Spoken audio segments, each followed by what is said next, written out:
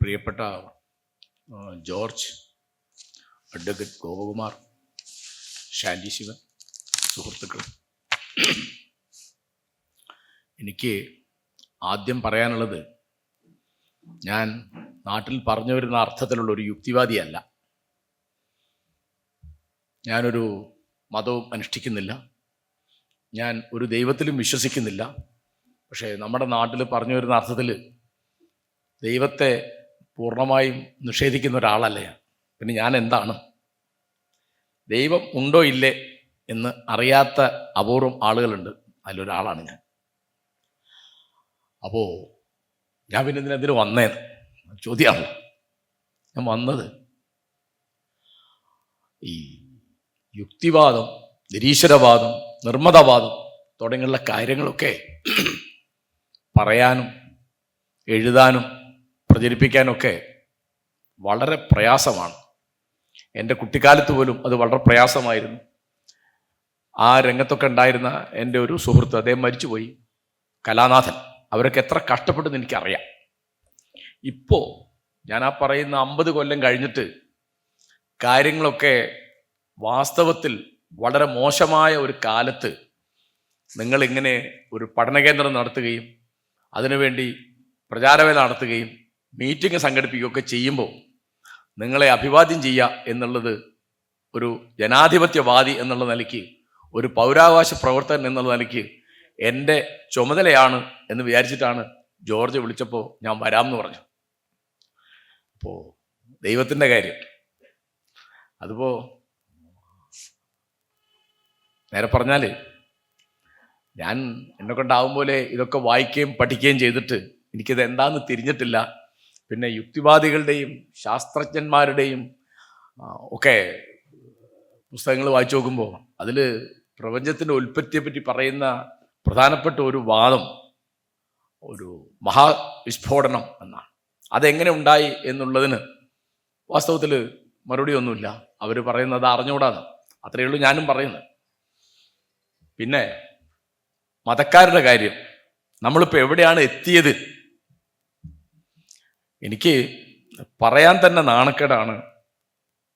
അഫ്ഗാനിസ്ഥാനിൽ അടിമത്തം നിയമവിധേയമാക്കി.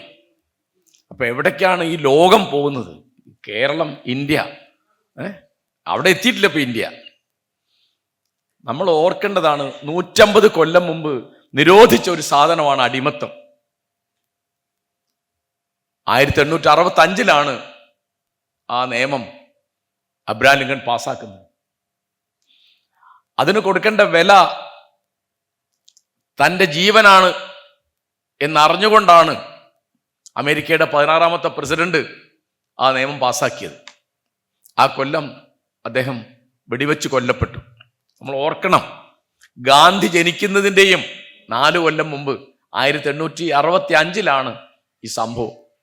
എന്നിട്ടിപ്പോ 21ാം നൂറ്റാണ്ടില് അഫ്ഗാനിസ്ഥാനില് അടിമത്തം നിയമവിധേയമാക്കി കഴിഞ്ഞു. 2ാം വട്ടം അഫ്ഗാനിസ്ഥാനിൽ ഇവര് അധികാരത്തിൽ വന്നപ്പോൾ നമ്മുടെ മലയാളത്തിലെ ഒരു പ്രധാനപ്പെട്ട പത്രം, മാധ്യമം, അതിന് തലക്കെട്ട് കൊടുത്തത്, അതിന്റെ നടുക്ക് എനിക്കിപ്പോഴും മാറിയിട്ടില്ല, കൊടുത്തത് എന്താണെന്നറിയാം? അഫ്ഗാൻ വീണ്ടും സ്വതന്ത്രമായി എന്നാണ്. അഫ്ഗാൻ വീണ്ടും സ്വതന്ത്രമായി. നിങ്ങൾ കണ്ടിട്ടുണ്ടാവില്ല, ഞാൻ കോഴിക്കോട്ടുകാരനായതുകൊണ്ട് ഞാൻ അന്ന് എന്താണ് മാധ്യമം എഴുതിയെന്ന് നോക്കാൻ വേണ്ടി അത് 8 കോളത്തിൽ ചുവന്ന മഷിയിൽ ആ ചിത്രം എനിക്ക് ഓർമ്മ. അപ്പോ ഈ തരത്തില് ജാതി, മതം, അന്ധവിശ്വാസം, അനാചാരം, ദുരാചാരം, എല്ലാ തരത്തിലുള്ള മനുഷ്യന്റെ അന്തസ്സിനെ ഹനിക്കുന്ന നമ്മുടെ പോരാട്ടം എന്ന് പറയുന്നത് മനുഷ്യ അന്തസ്സിന് വേണ്ടിയാണ്. അപ്പൊ അത് ഇല്ലാതെയാക്കുക. ഇപ്പോ സ്ത്രീകളുടെ കാര്യം വലിയ കഷ്ടമാണ്, അത് പിന്നെയും പിറകോട്ട് പോവുക. ഇപ്പൊ ഞാനൊക്കെ കുട്ടിക്കാലത്ത് വലിയൊരു പ്രശ്നമായിട്ട് പറഞ്ഞിരുന്നത് സ്ത്രീ വിദ്യാഭ്യാസത്തെ പറ്റിയാണ്. ഇപ്പോ അന്ന് കാണാത്ത തരത്തില് കോഴിക്കോട്ടും മലപ്പുറത്തും വയനാട്ടിലും എറണാകുളത്തും തിരുവനന്തപുരത്തും പാരീസിലും ലണ്ടനിലും മുഖം മൂടിയ പർദ്ദ കെട്ടി നിക്കാബ് എന്നൊരു പുതിയ വാക്കിപ്പോ വന്നിരിക്കുക. മനുഷ്യർ നടക്കുകയാണ്. മുഖം തുറക്കാൻ സ്വാതന്ത്ര്യമില്ലാത്ത സഹോദരിമാര്. ആലോചിച്ച് നോക്ക്, എന്തൊരു കഷ്ടമാണ്. ഈ മുഖം മൂടുന്ന പർദ്ദ ഇട്ടിട്ട് ഒരു പെൺകുട്ടി എങ്ങനെ വീട്ടിൽ നിന്നല്ലാതെ പുറത്തിറങ്ങി എങ്ങനെ ഭക്ഷണം കഴിക്കുക? ഞാൻ കുറച്ച് മാസങ്ങൾ അലിഗഡ് യൂണിവേഴ്സിറ്റിയിൽ ജോലി ചെയ്തിരുന്നു. അന്ന് ഞങ്ങളുടെ പേഴ്സൺ ഇൻസ്റ്റിറ്റ്യൂട്ടിൽ ഉണ്ടായിരുന്ന ഒരു സ്ത്രീ ഞങ്ങളുടെ എന്തെങ്കിലും ഒരു ഭക്ഷണം, ഒരു ചായ സൽക്കാരമൊക്കെ ഉണ്ടാകുമ്പോൾ അവർ ഭക്ഷണം കഴിക്കാൻ കഷ്ടപ്പെടുന്ന ഞാൻ കണ്ടു. അപ്പം ഞാൻ പിന്നെ അവരോട് ചോദിച്ചു, ഈ തരത്തിൽപ്പെട്ട ഒരു കുട്ടിയെ കാണാതെ ആയാൽ എങ്ങനെയാ പരസ്യം കൊടുക്കുക? ഇങ്ങനെ പരസ്യം കൊടുക്കാൻ പറ്റുമോ? അങ്ങനെ വേണ്ടി വരുമല്ലോ. ഞാൻ പറഞ്ഞു, അങ്ങനെ പരസ്യം കൊടുത്താൽ ഒരാളെ മാത്രമേ ഇന്ത്യയിൽ കണ്ടു കിട്ടുള്ളൂ, അത് ഐശ്വര്യ റോയ്യ. കണ്ണ് മാത്രം കണ്ട ആളെ തിരിച്ചറിയും ഈ അളവിൽ. അപ്പോ സ്ത്രീത്വത്തോട് കാണിക്കുന്ന നിന്ദ. കേരളത്തില് EMS പറഞ്ഞൊരു വാക്യമാണ് എനിക്ക് ഓർമ്മ വരുന്നത്. കാലത്തിന് തിരിച്ചു നടക്കാൻ സാധിക്കില്ല, കാലം തിരിച്ചു നടക്കുന്നതാണ് നമ്മൾ എല്ലാ നാട്ടിലും കാണുന്നത്. അത് ഇന്ത്യയിലിപ്പോ BJP അങ്ങനെ ചെയ്യുന്നതിൽ ഒരു സ്വാഭാവികതയുണ്ട്. കാരണം എന്താ, അവരുണ്ടായത് ഹിന്ദു രാഷ്ട്രം സ്ഥാപിക്കാൻ വേണ്ടിയാണ്.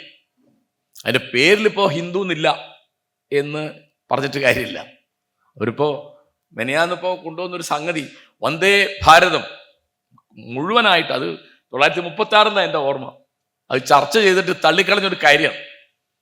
എന്താ വെച്ചാൽ അത് എല്ലാ മതവിഭാഗത്തിൽപ്പെട്ട ആളുകൾക്കും യോജിക്കാവുന്ന തരത്തിൽ അല്ലാത്ത വരികൾ അതിനകത്തുണ്ട്. അതുകൊണ്ടത് ദേശീയ ഗാനമായിട്ട് വേണ്ട, അത് ദേശീയ ഗീതമായിട്ട് മതി എന്ന് അന്ന് തീരുമാനിച്ചതാണ്. പോട്ടെ. അപ്പോ പശുവിറച്ചി കഴിക്കുന്നത് ഒരു ക്രിമിനൽ കുറ്റമാവുന്ന ഒരു നാട് എന്ന് പറഞ്ഞാൽ ആലോചിച്ചു. ഇപ്പോ എല്ലാ കാര്യത്തിലും ഇപ്പോ എനിക്കുള്ള ഏറ്റവും വലിയ ബുദ്ധിമുട്ട് എന്താ വെച്ചാൽ, ഇവിടെ ഇപ്പം കേരളത്തില് ഇടതുപക്ഷ ഗവൺമെന്റ് ആണ് ഇപ്പോ ഇത്തരം കാര്യങ്ങൾക്ക് മുൻകൈ എടുക്കുന്നത്. 2018 വന്ന ഒരു വളരെ പ്രധാനപ്പെട്ട വിധിയായിരുന്നു സുപ്രീം കോടതിയുടെ, യുവതികൾക്ക് ശബരിമലയിൽ പ്രവേശനം കൊടുക്കണം. അപ്പൊ ശബരിമലയിൽ എന്താ പ്രശ്നം അയിത്തമാണ്. അയിത്തം നിരോധിച്ചതാണ് ഇന്ത്യയിൽ ഭരണഘടന അനുസരിച്ച്. എന്താ ഈ സ്ത്രീകൾക്ക് എന്താ പ്രശ്നം? അവർക്ക് ആർത്തവമുണ്ട് എന്ന്. അത് അശുദ്ധമാണ്. അശുദ്ധം എന്നുള്ള വാക്കുന്ന അയിത്തം എന്നുള്ള വാക്കുണ്ടാവും. അതിന്റെ രൂപാന്തരമാണ് അയിത്തം എന്ന് പറയുന്നത്. അപ്പൊ അവിടേക്ക് കയറാൻ പാടില്ല. ആ വിധി വന്നപ്പോൾ എല്ലാവരും സ്വാഗതം ചെയ്തു. 2 ദിവസം കഴിഞ്ഞപ്പോ BJP കാലുമാറി, 2 ആഴ്ച കഴിഞ്ഞപ്പോ കോൺഗ്രസ് കാലുമാറി, 2 മാസം കഴിഞ്ഞപ്പോ CPM കാലുമാറി. ഇപ്പൊ ആർക്കും ആ സംഗതി വേണ്ട. എന്താ ഇപ്പൊ പറയുന്നത്? നവോത്ഥാനം എന്ന് പറയുന്നത് ആചാര സംരക്ഷണമാണ് എന്ന്. എങ്ങനെയുണ്ട്? ബഷീർ പറഞ്ഞില്ലേ, സമാധാനപരമായ യുദ്ധം. ഇവിടുത്തെ നവോത്ഥാനത്തിന്റെ കഥ പറയുമ്പോൾ പലപ്പോഴും ഞാനടക്കമുള്ള ആളുകൾ മറന്നുപോകുന്ന പേരുകളുണ്ട്. നാരായണ ഗുരു എന്ന് പറയും, അയ്യങ്കാളി എന്ന് പറയണം തീർച്ചയായിട്ടും. ആ കൂട്ടത്തിൽ പറയേണ്ട ചില പേരുകളാണ് സഹോദരൻ അയ്യപ്പൻ. അതുപോലെ അദ്ദേഹം ഒരു നൂറ്റാണ്ട് മുമ്പ് നിങ്ങൾ ഒന്നിച്ച് ഭക്ഷണം കഴിക്കണം, നിങ്ങൾ ഇഷ്ടമുള്ള ജാതിയിലോ മതത്തിലോ പെട്ട ആളെ കല്യാണം കഴിക്കണം, അങ്ങനെ മിശ്രഭോജനം എന്നുള്ളത്, മിശ്ര വിവാഹം എന്നുള്ളതൊക്കെ ഒരു വലിയ അക്കാലത്താണ്. അതൊക്കെ അക്കാലത്ത് വലിയ വിപ്ലവമാണ്. യുക്തിവാദികളിൽപ്പെട്ട ചിലര്, ഉദാഹരണം പറഞ്ഞാൽ C. രവീന്ദ്രൻ, അദ്ദേഹത്തെ ഒരു നവോത്ഥാന നായകനായിട്ട് അംഗീകരിക്കുന്നില്ല. അതെന്ത് യുക്തിയാന്ന് എനിക്ക് മനസ്സിലായിട്ടില്ല. അപ്പോ നിങ്ങൾ ഏത് വിഭാഗത്തിൽപ്പെടുന്നു ഞാൻ അന്വേഷിച്ചിട്ടില്ല, ആലോചിക്കുന്നില്ല. ഞാൻ അദ്ദേഹത്തിന്റെ ഒരു പ്രസംഗം കേട്ടതാണ്. എന്താണ്? ജാതിവാദിയാണ് ആര്? സഹോദരൻ അയ്യപ്പൻ. എന്താ കാരണം? അദ്ദേഹം SNDP പ്രവർത്തിച്ചത്. SNDP ഇന്നത്തെ SNDP പറ്റി അല്ല ഈ പറയുന്നത്. 1903 SNDP ഉണ്ടാകുന്നത്. ഇപ്പോ ഒരു വർഗീയവാദി, യാതൊരു വകതിരിവില്ലാത്ത ഒരു മനുഷ്യൻ, ആളുകളുടെ ഇടയിൽ വെറുപ്പ് മാത്രം പ്രചരിപ്പിക്കുന്ന, അതിനുവേണ്ടി സംസാരിക്കുന്ന, BJPക്ക് വേണ്ടി വിടുവേല ചെയ്യുന്ന ഒരാളാണെന്ന് അതിന്റെ സെക്രട്ടറി. പക്ഷെ എങ്ങനെയല്ല, C. കേശവൻ സെക്രട്ടറി ആയിരുന്നു, സഹോദരൻ അയ്യപ്പൻ സെക്രട്ടറി ആയിരുന്നു. അദ്ദേഹം ജാതി വേണ്ട, മതം വേണ്ട, ദൈവം വേണ്ട മനുഷ്യൻ എന്ന് പറഞ്ഞിരുന്നു. അതിനെപ്പറ്റി നാരായണഗുരുവിനോട് ചോദിച്ചപ്പോൾ ഗുരു പറഞ്ഞത് നാം പറഞ്ഞതും അയ്യപ്പ മാഷ് പറഞ്ഞു ഒന്ന് തന്നെയെന്നാണ്. പിന്നെ ആരോ പരാതി പറഞ്ഞു. അപ്പോൾ ഗുരു പറഞ്ഞു അയ്യപ്പ മാഷ വാക്കിലേ ദൈവം ഇല്ലാതെ ഉള്ളൂ, പ്രവൃത്തിയിലുണ്ട്. അപ്പൊ ദൈവം എന്ന് പറയുമ്പോൾ ഈ നാരായണ ഗുരുവോ അല്ലെങ്കിൽ ഈ സഹോദരൻ അയ്യപ്പനോ ഒക്കെ ആലോചിക്കുന്നത് എന്താണ്? ഇന്നിപ്പോ അന്ധവിശ്വാസങ്ങളിൽ നിന്ന് ഒരു ജനതയെ മുക്തമാക്കാൻ വേണ്ടിയുള്ള പ്രവർത്തനം, അത് മഹാരാഷ്ട്രയിൽ ദാവോൽക്കർ ചെയ്തപ്പോൾ അദ്ദേഹത്തിന് ജീവൻ ബലി കൊടുക്കേണ്ടി വന്നു. അങ്ങനെ അനവധി പൻസാര്. കേരളത്തിൽ ഭാഗ്യവശാൽ യുക്തിവാദികൾക്കൊന്നും ജീവൻ നഷ്ടപ്പെട്ടിട്ടില്ല. അങ്ങനെ ഒരു പരിഷ്കരണവാദിക്ക് മാത്രമേ ജീവൻ നഷ്ടപ്പെട്ടുള്ളൂ. അദ്ദേഹത്തിന്റെ പേര് ചേകനൂർ മൗലവി എന്നാണ്. എൻ്റെ സുഹൃത്തായിരുന്നു. ഞാൻ അദ്ദേഹത്തിന്റെ ആശയക്കാരനായിരുന്നില്ല. കാരണം അദ്ദേഹം 3 നേരം നിസ്കരിക്കണം എന്ന് പറഞ്ഞ ആളാണ്. എന്നോട് ഞാൻ പറഞ്ഞു മൗലവി എനിക്ക് ഒരു നേരം നിസ്കരിക്കാൻ ഒഴിവില്ല. പിന്നെ ഞാൻ എങ്ങനെ ഞങ്ങളെ കൊടുത്ത് കൂടുന്നത്? മൗലവി ഞാനും പറഞ്ഞ 2 കാര്യങ്ങളായിരുന്നു. ഞാൻ പറഞ്ഞൊക്കെ സാമൂഹ്യ പ്രശ്നങ്ങളായിരുന്നു. മൗലവി പറഞ്ഞു മതപരിഷ്കരണമായിരുന്നു. അത് പറയാൻ അദ്ദേഹത്തിന് സ്വാതന്ത്ര്യം ഉണ്ടല്ലോ. അദ്ദേഹം മരിച്ചു കഴിഞ്ഞിട്ടാണ് അദ്ദേഹത്തിന്റെ പൗരാവകാശത്തിന് വേണ്ടിയുള്ള സമരത്തിൽ ഞാൻ മുന്നിൽ നിൽക്കുന്നത്. ഞാൻ ഉദാഹരണം പറയാം. അപ്പോ ഏത് ജനാധിപത്യമാണ്, ഏത് പൗരാവകാശമാണ്, ഏത് സ്വാതന്ത്ര്യമാണ് നമ്മൾ അനുഭവിക്കുന്നതെന്ന് നമ്മൾ വീണ്ടും വീണ്ടും ആലോചിക്കേണ്ട സ്ഥിതിയാണ്. ഓഹോ, വലിയ തമാശല്ലേ? ശബരിമലയിൽ യുവതികൾക്ക് പ്രവേശനം കൊടുക്കണം എന്ന് പറയാൻ വേണ്ടി ഇടതുപക്ഷ കക്ഷികൾ രൂപം കൊടുത്ത വനിതാ മതിലിൽ മുഖം മൂടുന്ന പർദ്ദ ഇട്ടിട്ട് പെണ്ണുങ്ങൾ വന്ന് നിൽക്കുക. അവനവന് മുഖം തുറക്കാൻ സ്വാതന്ത്ര്യമില്ല എന്ന് ആലോചിക്കുന്നില്ല. ചെറിയ കാര്യം. പിന്നെ നിങ്ങൾ മനസ്സിലാക്കിയിട്ടുണ്ടാവും, കേരളത്തിലെ 10,000-കണക്കിന് മുസ്ലിം പള്ളികളിൽ വെള്ളിയാഴ്ച സ്ത്രീകൾക്ക് പ്രവേശനമില്ല. അത് പറയില്ല. എന്താ കാരണം? അത് വോട്ടിനെ ബാധിക്കും. ഈ ഇവിടുത്തെ എല്ലാ തരത്തിലുള്ള നവോത്ഥാന ശ്രമങ്ങളും ആ തരത്തിലുള്ള സാമൂഹ്യ പരിഷ്കരണ ശ്രമങ്ങളും മുഴുവൻ തകർത്തത് നിർഭാഗ്യവശാൽ നമ്മുടെ ജനാധിപത്യമാണ്. ഇങ്ങനെ പറയാൻ പാടുണ്ടോ?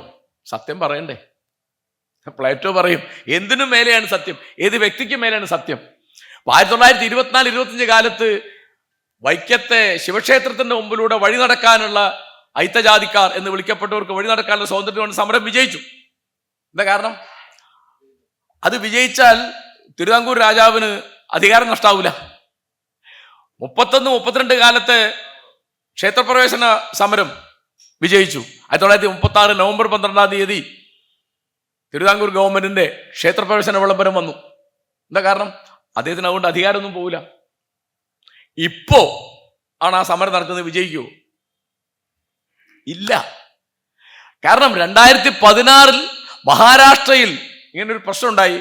അവിടുത്തെ ബോംബെ ഹൈക്കോടതി ഒരു ഉത്തരവ് പുറപ്പെടുവിച്ചു. എന്താണ്? അവിടുത്തെ ശനിദേവന്റെ ക്ഷേത്രത്തിൽ സ്ത്രീകൾക്ക് പ്രവേശനം കൊടുക്കണം. അത് കൊടുത്തു. 2 മാസം കഴിഞ്ഞപ്പോൾ അവിടെ വേറെ ഒരു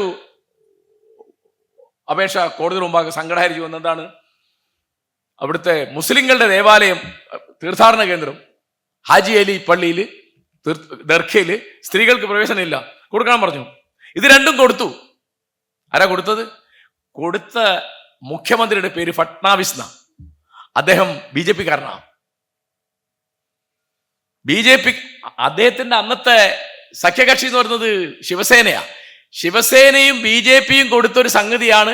അത് ബോംബെ ഹൈക്കോടതിയാണ്, സുപ്രീം കോടതിയല്ല.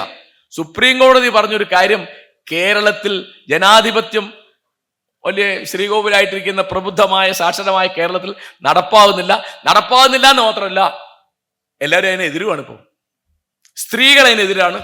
കാരണം എല്ലാവരും അല്ല, വലിയ ശതമാനം പ്ലക്കാർഡും പിടിച്ചിട്ട് അവർ നിൽക്കുന്ന photo, we are ready to wait, ഞങ്ങൾ കാത്തു നിൽക്കാൻ തയ്യാറാണ്, ഞങ്ങൾക്ക് ആർത്തവകാലം കഴിഞ്ഞിട്ട് അവിടെ പോയാൽ മതി. ഇപ്പോൾ എന്നോട് ചില ചോദിക്കും, മാഷ് എന്തിനാ ഈ മുസ്ലിം പെണ്ണുങ്ങൾ പള്ളി പോകണമെന്ന് പറയുന്നത്? പള്ളി പോയിരുന്ന അത്രയും നല്ലതല്ലേ? അപ്പൊ ഞാൻ പറഞ്ഞ അങ്ങനെയല്ല. അവർ പള്ളി പോകണോ പോകേണ്ടത് അവർ തീരുമാനിക്കണം. പള്ളി പോകാൻ പാടില്ല എന്നൊരു സ്ത്രീ ആയ വകയിൽ നിങ്ങൾ ഒരാളോട് പറയാൻ പാടില്ല. അത്രയേ ഉള്ളൂ, വേറെ കാര്യമൊന്നുമില്ല. പിന്നെ ഇതിൻ്റെ കൂടെ ഒരുപാട് പ്രശ്നങ്ങളുണ്ട്. ഇപ്പോൾ മുസ്ലിം പെണ്ണിന് അവളുടെ സഹോദരന് കിട്ടുന്നതിൻ്റെ പകുതിയാണ് അനന്തരാവകാശം. കാരണം എന്താ? അത് ഖുർആനിൽ പറഞ്ഞു. എന്താ ചെയ്യുന്ന ആലോചിച്ചു. ബാപ്പ മരിച്ചു, ബാപ്പയുടെ മക്കൾക്ക് ഓരി വെക്കാനുള്ള സ്വത്തിൽ 1500 ഉറുപ്പ്യെന്ന് വിചാരിച്ചു. അപ്പോൾ മകനും മകളും ഉണ്ട്. നിങ്ങൾ വിചാരിക്കും അത് 750 ആയിട്ട് ഓഹരി വെച്ചാൽ മതി. അങ്ങനെയല്ല ഓഹരി. എങ്ങനെ ഓഹരി?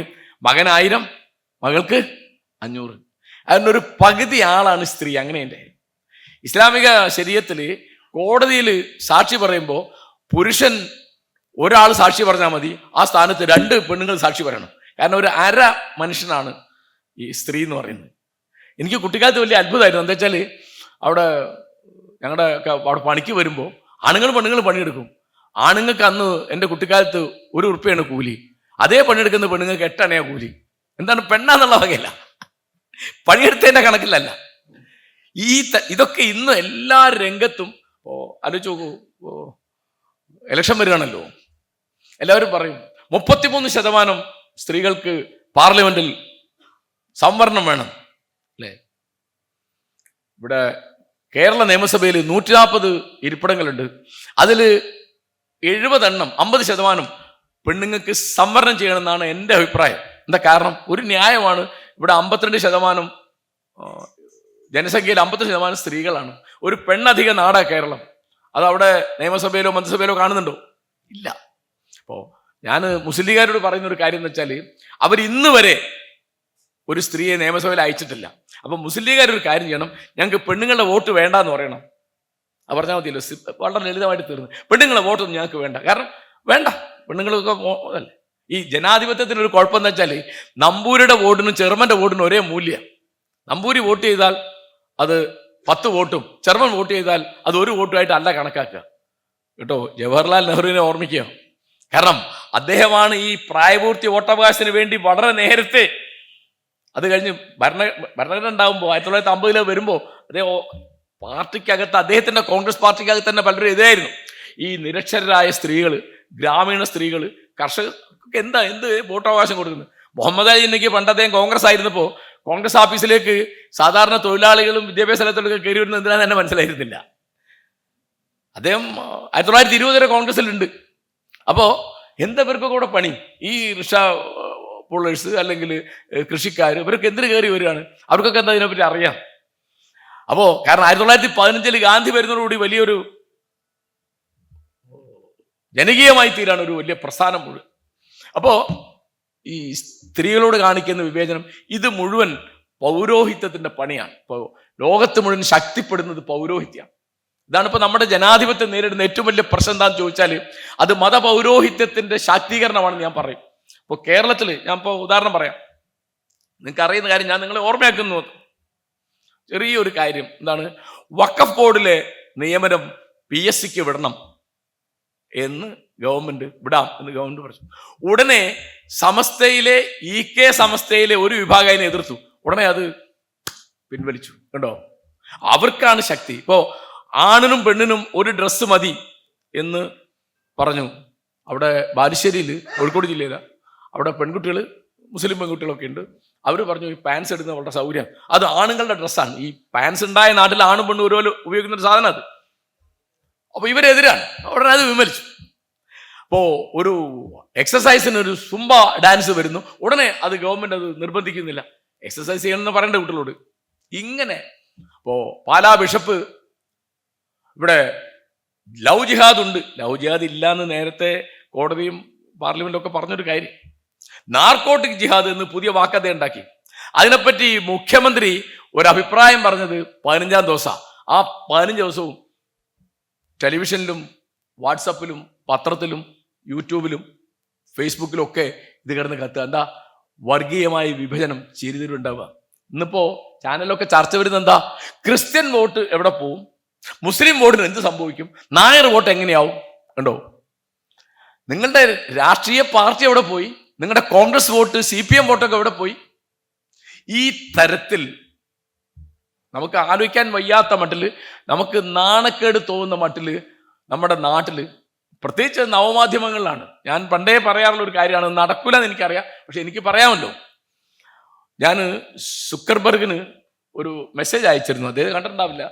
എന്നുവെച്ചാൽ ഫേസ്ബുക്കിലോ വാട്സപ്പിലോ യൂട്യൂബിലോ ഒക്കെ അക്കൗണ്ട് തുടങ്ങണമെങ്കിൽ ഐഡന്റിറ്റി, ആളുടെ വ്യക്തിത്വം കൃത്യമായി വെളിപ്പെടണം. നിങ്ങളുടെ പാസ്പോർട്ടിനോടോ നിങ്ങളുടെ ഇലക്ടോറൽ കാർഡിനോടോ നിങ്ങളുടെ ഫോൺ നമ്പറിനോടോ അത് ബന്ധിപ്പിക്കണം. അപ്പൊ ആർക്കും ഏത് കള്ള ഐഡിയയിലിരുന്ന് എന്തും പറയാം. ഒളിത്താവളമാണത്. നിങ്ങൾക്ക് ഏത് തരത്തിൽ ഇപ്പോൾ ഇവിടെ നമ്മുടെ സാമൂഹ്യ ജീവിതം നശിപ്പിക്കുന്നത്, അതിനെ യുക്തിരഹിതമാക്കുന്നത്, അശാസ്ത്രീയമാക്കുന്നത് ആരാണ്? പ്രധാനമായിട്ടും ഇവരാണ്. അപ്പോൾ വലിയ തമാശ, കേരളത്തിൽ ഞങ്ങളുടെ കുട്ടിക്കാലത്തൊക്കെ ഉണ്ടായിരുന്ന അന്ധവിശ്വാസങ്ങൾക്കെതിരായിട്ട് ഞങ്ങളൊക്കെ സ്കൂളിലൊക്കെ ഒരുപടി കാര്യം. ഇപ്പോൾ ഞാനൊരു ചെറിയ ഉദാഹരണം പറയാം. എൻ്റെ നാട്ടിൽ കരുവോട്ട് അമ്പലം എന്നൊരു അമ്പലം നമ്മളെ വീടിനടുത്താണ്. അപ്പം അതിനെപ്പറ്റി വലിയ പേടിയാണ് എല്ലാവർക്കും. അതിലെ പകല് പോലും ഒറ്റയ്ക്ക് ആരും അതിൽ പോകില്ല, അവിടെ അങ്ങനെയുണ്ട് ഇങ്ങനെയുണ്ട്. അപ്പോൾ എനിക്ക് 7ാം ക്ലാസ് തൊട്ട് തന്നെ ഇതിനൊക്കെ പേടി തീരെ മാറി. അപ്പോൾ ഒറ്റയ്ക്ക് പോകുമ്പോൾ ഉമ്മ ചീത്ത പറയും, അവിടെ ഒറ്റയ്ക്ക് പോരും. ഇതൊക്കെ കഴിഞ്ഞിട്ട് എൻ്റെ മകൻ അയാള് അലഹബാദ് NITന്ന് BTech പാസ്സായി അവിടെ TCS ജോലി ചെയ്യുമ്പോൾ ഒരു ദിവസം അയാൾ വന്നപ്പോൾ, നാട്ടിലിപ്പോൾ ഒരു പുതിയ കഥയുണ്ട്. എന്താ വെച്ചാൽ ആ അമ്പലത്തിൽ നിന്ന് രാത്രി 11 മണി കഴിഞ്ഞാൽ ഒരു സ്ത്രീ പൂർണ്ണ നഗ്നയായിട്ട് ഇറങ്ങി വരും. അവൾക്ക് തലയ്ക്കിങ്ങനെ വിട്ടുകൊണ്ടിട്ടുണ്ട്, ഇതിലൂടെ ചോര വാർന്നൊരുകിയിട്ട് അവളിങ്ങനെ വരും. അത് കണ്ട് പേടിച്ചാൽ ഭ്രാന്തായി പോകുന്നൊക്കെ പറഞ്ഞിട്ട്. അപ്പം ഞാൻ ഈ മകനോട് ചോദിച്ചു, എടോ ഇങ്ങനെ ഒരു കഥയുണ്ട് ഇവിടെ നമ്മളെ വീടിനടുത്തത്, നീ അത് വിശ്വസിക്കുന്നുണ്ടോ എന്ന് ചോദിച്ചാൽ. അപ്പം പറഞ്ഞ് ഉണ്ടാവുമായിരിക്കും, എനിക്ക് അറിഞ്ഞൂടാ. അത് ഇല്ല എന്ന് പറയാനുള്ള ശാസ്ത്രീയ ബോധം, യുക്തിബോധം, ഇതൊക്കെ പഠിച്ച അയാൾ ഇതൊക്കെ കണക്കിലും സയൻസിലൊക്കെ 100 മാർക്ക് വാങ്ങി പാസ്സായിട്ടാണ് ഇവിടേക്ക് എത്തിയത്. അപ്പോൾ എന്ത് വന്നാലും ഒന്നുമില്ല. കാരണം എന്ത് അന്ധത. ഇപ്പോൾ വലിയ തമാശ എന്ന് വെച്ചാൽ ധനാകർഷണ യന്ത്രം എന്നൊരു ചരക്കുണ്ട്. അത് ഇത് സത്യമാണ്, ഇത് ഇവന് നിങ്ങൾക്ക് വെക്കേണ്ട ആവശ്യമില്ലല്ലോ, ഇവന്റെ വീട്ടിൽ കൊണ്ടുവച്ചാൽ പോരെ. അത് ആലോചിക്കാനുള്ളൊരു യുക്തിയില്ല. അപ്പൊ ഇങ്ങനെ ഈ തരത്തിൽ നമ്മുടെ ജീവിതം, രാഷ്ട്രീയ ജീവിതം, സാമൂഹ്യ ജീവിതം, മതജീവിതം എല്ലാം പൗരോഹിത്യത്തിൻ്റെയും പിന്തിരിപ്പൻ സ്വഭാവത്തിൻ്റെയും ചൂഷണത്തിൻ്റെയും. പുരോഹിതന്മാർ എല്ലാ സമൂഹങ്ങളിലും, മുസ്ലിം സമൂഹത്തിലും ക്രിസ്ത്യൻ സമൂഹത്തിലും ഹിന്ദു ഒക്കെ ചൂഷണം ചെയ്യുക. പിന്നെ അത് അവര് പിള്ള സംഗതി എന്താ വന്നത്? മതക്കാര് രാഷ്ട്രീയം കളിക്കുക, രാഷ്ട്രീയക്കാര് മതം കളിക്കുക. ഈ 2 കൂട്ടരും കൂടി ലാഭക്കച്ചവടം നടത്തുക. ഇപ്പോൾ അറിയാൻ പറ്റില്ല കേരളത്തിൽ ഇപ്പോൾ ഏതാണ് മതം, ഏതാണ് രാഷ്ട്രീയം, ഏതാണ് കച്ചവടം എന്ന് തിരിയാത്ത മട്ടിൽ അതൊരു മിശ്രമായിരിക്കുക. ഇപ്പം ഞാൻ ഉദാഹരണം പറഞ്ഞുതരാം. മുഹമ്മദ് നബി മരിച്ചിട്ട് 1400 കൊല്ലായി. കൃത്യമായിട്ട് പറഞ്ഞാൽ 632 അദ്ദേഹം മരിച്ചത്. അദ്ദേഹത്തിന്റെ തലമുടി പ്രതിഷ്ഠിക്കുന്ന പള്ളി ഇപ്പോഴാ കോഴിക്കോട്ട് വന്നത്. അത് ഭയങ്കര അഖിലേന്ത്യാ തീർത്ഥാടന കേന്ദ്രം ആയിക്കൊണ്ടിരിക്കുകയാണ്. അടിച്ചു. അപ്പൊ അതിൽ കച്ചവടമുണ്ട്, മതമുണ്ട്. പിന്നെ അതിനെ എതിർക്കൂല, എന്താ കാര്യം? രാഷ്ട്രീയം ഉണ്ടെങ്കിൽ. കാരണം അത് ഒരു അന്ധവിശ്വാസം പരത്തുന്ന ഒരു കേന്ദ്രമാണ്, അത് നാടിന് ആപത്താണ് എന്നൊരു പാർട്ടിക്കാരും വല്ലതും ഉണ്ടായിരിക്കുക. അപ്പൊ വാക്കുകൊണ്ട് അനുകൂലിക്കുകയോ മൗനം കൊണ്ട് അനുവദിക്കുകയോ ചെയ്യുന്ന മട്ടിൽ ഇവിടുത്തെ പൗരോഹിത്യം, ഇവിടുത്തെ മതകീയത വളരെയധികം ശക്തിപ്പെടുകയാണ്. അപ്പോൾ ഇതിനെതിരായിട്ടുള്ള ഒരു പ്രചാരവേല എന്ന് പറയുന്നത് നമ്മുടെ ജനാധിപത്യത്തെ ശക്തിപ്പെടുത്തുന്ന രാഷ്ട്രീയ പ്രവർത്തനമാണെന്ന് എൻ്റെ വിചാരം. അതിലിപ്പോ എനിക്ക് ഈ സഭയോട് പറയാനുള്ള ഒരു ചെറിയ കാര്യം, ഈ തരത്തിൽ പ്രവർത്തിക്കുമ്പോൾ ഉള്ള 1-2 പരിമിതികളെ പറ്റി നിങ്ങളെ ഓർപ്പിക്കാമെന്ന് ഞാൻ വിചാരിക്കുന്നു. ഒന്ന്, ഈ വിമർശനങ്ങളൊക്കെ തീർച്ചയായിട്ടും കഴിയുന്നത്ര പ്രകോപനം കുറച്ച് നടത്തണം. കാരണം പ്രകോപനം ഉണ്ടായാൽ മറ്റവരാ വിജയിക്കുക. കാരണം പ്രകോപിതരായി കഴിഞ്ഞാൽ പിന്നെ ഇവർ ഭയങ്കരമായി പ്രതിരോധത്തിൽ വരും. എന്താ എന്ന് ചോദിക്കും. യുക്തിയല്ലല്ലോ വർക്ക് ചെയ്യുന്നത്. കാരണം യുക്തിയില്ലാതെ ഒരു മനസ്സിലാക്കി വെച്ചൊരു കാര്യം യുക്തി കൊണ്ട് നിങ്ങൾക്ക് പൊളിക്കാൻ വലിയ പ്രയാസം. പിന്നെ അനുഭവം കൊണ്ടൊക്കെ ഇത് പൊളിക്കാൻ പറ്റുള്ളൂ. അപ്പോൾ എനിക്കറിയാം, എം എ കഴിയുന്നവരെ ഞാൻ ഒരു ചെറിയ ഭക്തനായിരുന്നു. കുട്ടിക്കാലത്ത് വലിയ ഭക്തനായിരുന്നു. ആ ഭക്തി ഇങ്ങനെ കുറഞ്ഞു വന്നിട്ടാണ് പിന്നെ ഞാൻ ഇതൊന്നും വലിയ കാര്യമില്ല എന്ന് ആവുന്നത്. വലിയ പ്രയാസം അത്. അപ്പോ എന്തിൻ്റെ പേരിലാണ്, എന്തിനു വേണ്ടിയാണ് ഒരു യുക്തിവാദി, ഒരു നിരീശ്വരവാദി, ഒരു നിർമ്മതവാദി, ഒരു ശാസ്ത്രീയ ബുദ്ധി പ്രചരിപ്പിക്കുന്ന ഒരാള് സംസാരിക്കുന്നത്? അത് തീർച്ചയായിട്ടും ആ കേൾക്കുന്ന ആളോട് അല്ലെങ്കിൽ ഒരു സമൂഹത്തോടുള്ള സ്നേഹം കൊണ്ടാണ് ഞാൻ വിചാരിക്കുന്നത്. കാരണം അതിനകത്തുള്ള ആളുകളൊക്കെ എല്ലാവരും വില്ലന്മാരുണ്ടാവും, പുരോഹിതന്മാരൊക്കെ ഉണ്ടാവും. എല്ലാവരും വില്ലന്മാരല്ല, അവരുടെ കൂടുതൽ ധാരാളം ഇരകളുണ്ട് എന്ന് വിമർശിക്കുന്ന നമ്മൾ ഓർത്തിരിക്കേണ്ടതാണ്. അവരും ഇരകളാണ്. കാരണം അവർ ഈ കുട്ടിക്കാലത്ത് അവരെ ഇങ്ങനെ പഠിപ്പിച്ചു, ഇങ്ങനെ പരിശീലിപ്പിച്ചു, പിന്നെ അതൊക്കെ അങ്ങനെ പിന്നെ അച്ഛൻ അങ്ങനെയാണ്, അല്ലെ ബാപ്പ അങ്ങനെയാണ്, വല്യാപ്പ അങ്ങനെയാണ്, അങ്ങനെ ഈ പാരമ്പര്യത്തിന്റെ ഭാരം പേരിട്ട് അവർ നിൽക്കുന്നത്. പിന്നെ ഒരാളെ വിമർശിക്കാൻ ഉള്ള പ്രാപ്തി, അതിൻ്റെ കഴിവ്, അതിൻ്റെ അർഹത നമുക്ക് തരുന്നത് അയാളോടുള്ള സ്നേഹമാണ് ഞാൻ വിചാരിക്കുന്നത്. സ്നേഹം ഉണ്ടെങ്കിൽ വിമർശിക്കാൻ പറ്റുള്ളൂ. സ്നേഹം കൊണ്ടാണ് വിമർശിക്കുന്നത്. അപ്പോൾ എത്ര കുറച്ച് പ്രകോപനം ഉണ്ടാക്കുന്നു, എത്ര കൂടുതൽ പ്രകോപനം ഉണ്ടാക്കുന്നു, അത്ര കൂടുതൽ അവർ ഡിഫൻസിലേക്ക് പോകും. വലിയ പ്രശ്നമാണ്. ഇത് കൈകാര്യം ചെയ്യാൻ വളരെ ബുദ്ധിമുട്ടാണ്. കാരണം വെച്ചാൽ നമുക്കിത് പറയുകയും വേണം, പറയാതിരിക്കുകയും വേണം. പറഞ്ഞാൽ ഈ തരത്തിലാണ് ഭയങ്കരമായ റിട്ടാലിയേഷൻ ഉണ്ടാവും. അതൊക്കെ മാറുന്നുണ്ട്. ഇപ്പം അതിലൊരു പ്രധാനപ്പെട്ട കാര്യം വന്നത്, പണ്ട് ഞങ്ങളൊക്കെ കുട്ടിക്കാലത്ത് പത്രങ്ങൾ ഒന്നും ഇത് കൊടുക്കൂല. ഇപ്പൊ പിന്നെ പത്രങ്ങളുടെ പ്രശ്നമില്ല. ഇത് യൂട്യൂബിലോ വാട്സപ്പിലോ ഫേസ്ബുക്കിലോ ഒക്കെ വരും. അത് വന്നിട്ട് ഇപ്പൊ അവിടെ വലിയ തമാശ, നമ്മുടെ നാട്ടില് ഹിന്ദു പാരമ്പര്യത്തിലെ എല്ലാ അന്ധവിശ്വാസവും മുസ്ലിമിനും ക്രിസ്ത്യാനിക്കും മനസ്സിലാവും. പക്ഷേ മുസ്ലിം പാരമ്പര്യത്തിലുള്ള അന്ധവിശ്വാസവും മുസ്ലിമിന് മനസ്സിലാവില്ല. ക്രിസ്ത്യൻ പാരമ്പര്യത്തിലെ എല്ലാ അന്ധവിശ്വാസവും മുസ്ലിമിന് മനസ്സിലാവും, തിരിച്ചു മനസ്സിലാവില്ല. നമ്മുടെ പാർട്ടിക്കാരന്മാരിയാ. അതായത് കോൺഗ്രസ് പാർട്ടിയിൽ ഒരാൾ ഒരു തെറ്റ് ചെയ്താൽ, അത് ഒരു അബദ്ധം, ഒരു അന്യായം കാണിച്ചാൽ അത് കോൺഗ്രസ്സുകാരന് മനസ്സിലാവില്ല. പക്ഷേ CPM കാണിച്ചവന് മനസ്സിലാവും. അതുപോലെ CPM കാരനും. ഈ പാർട്ടിയും ഈ മതവും ജാതിയും ഒക്കെ നമ്മുടെ ചിന്താശേഷി നശിപ്പിക്കുകയും എന്താണ് മനസ്സിലാക്കേണ്ടത്, എന്താണ് പെരുമാറേണ്ടത്, എന്താണ് പ്രതികരിക്കേണ്ടത് എന്നുള്ളത് നശിപ്പിക്കുകയും ചെയ്യുന്ന ഒരു കാലത്താണ് നമ്മൾ ജീവിക്കുന്നത്. അപ്പോൾ തീർച്ചയായിട്ടും എങ്ങനെ പറഞ്ഞാലും പ്രകോപനമുണ്ട്. പിന്നെ വേറൊരു കാര്യമുള്ളതെന്ന് വെച്ചാൽ, ഞാൻ മനസ്സിലാക്കുന്നത്, യുക്തി കൊണ്ട് മാത്രമായിട്ട് നമുക്ക് ജീവിതത്തെ വ്യാഖ്യാനിക്കാൻ കഴിയില്ല. യുക്തി അതീതമായ കാര്യങ്ങളുണ്ട്, യുക്തിക്ക് പിടിതരാത്ത കാര്യങ്ങളുണ്ട് ജീവിതത്തിൽ. ഇപ്പോൾ ഒരു ഉദാഹരണം പറഞ്ഞാൽ, ഇങ്ങനൊരു ഇക്വേഷൻ ഉണ്ടാക്കാൻ പറ്റില്ല. എങ്ങനെ? ദൈവത്തെ വിശ്വസിക്കുന്നവൻ പമ്പര വിഡ്ഢി, ദൈവത്തെ വിശ്വസിക്കാത്തവൻ മഹാൻ. അങ്ങനെ വയ്ക്കാൻ പറ്റില്ല. അപ്പോൾ അങ്ങനെ ഞാൻ നോക്കിയ വളരെ കഷ്ടം തോന്നുന്നൊരു കാര്യമാണ്.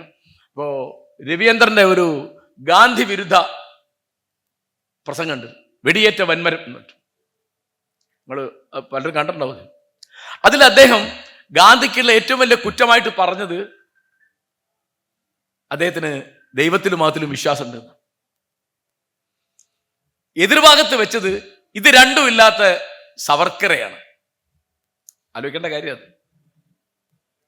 സവർക്കർ നിരീശ്വരവാദിയാണ് എന്നുള്ളത് ഏതെങ്കിലും തരത്തിൽ അദ്ദേഹത്തിന്റെ നന്മയാണോ എന്ന് ആലോചിക്കണം. സവർക്കർ ഹിന്ദുത്വ ആശയത്തിനുവേണ്ടി പ്രവർത്തിക്കുമ്പോൾ അദ്ദേഹത്തിന് ജാതിയെ പിന്തുണയ്ക്കാൻ പറ്റില്ല.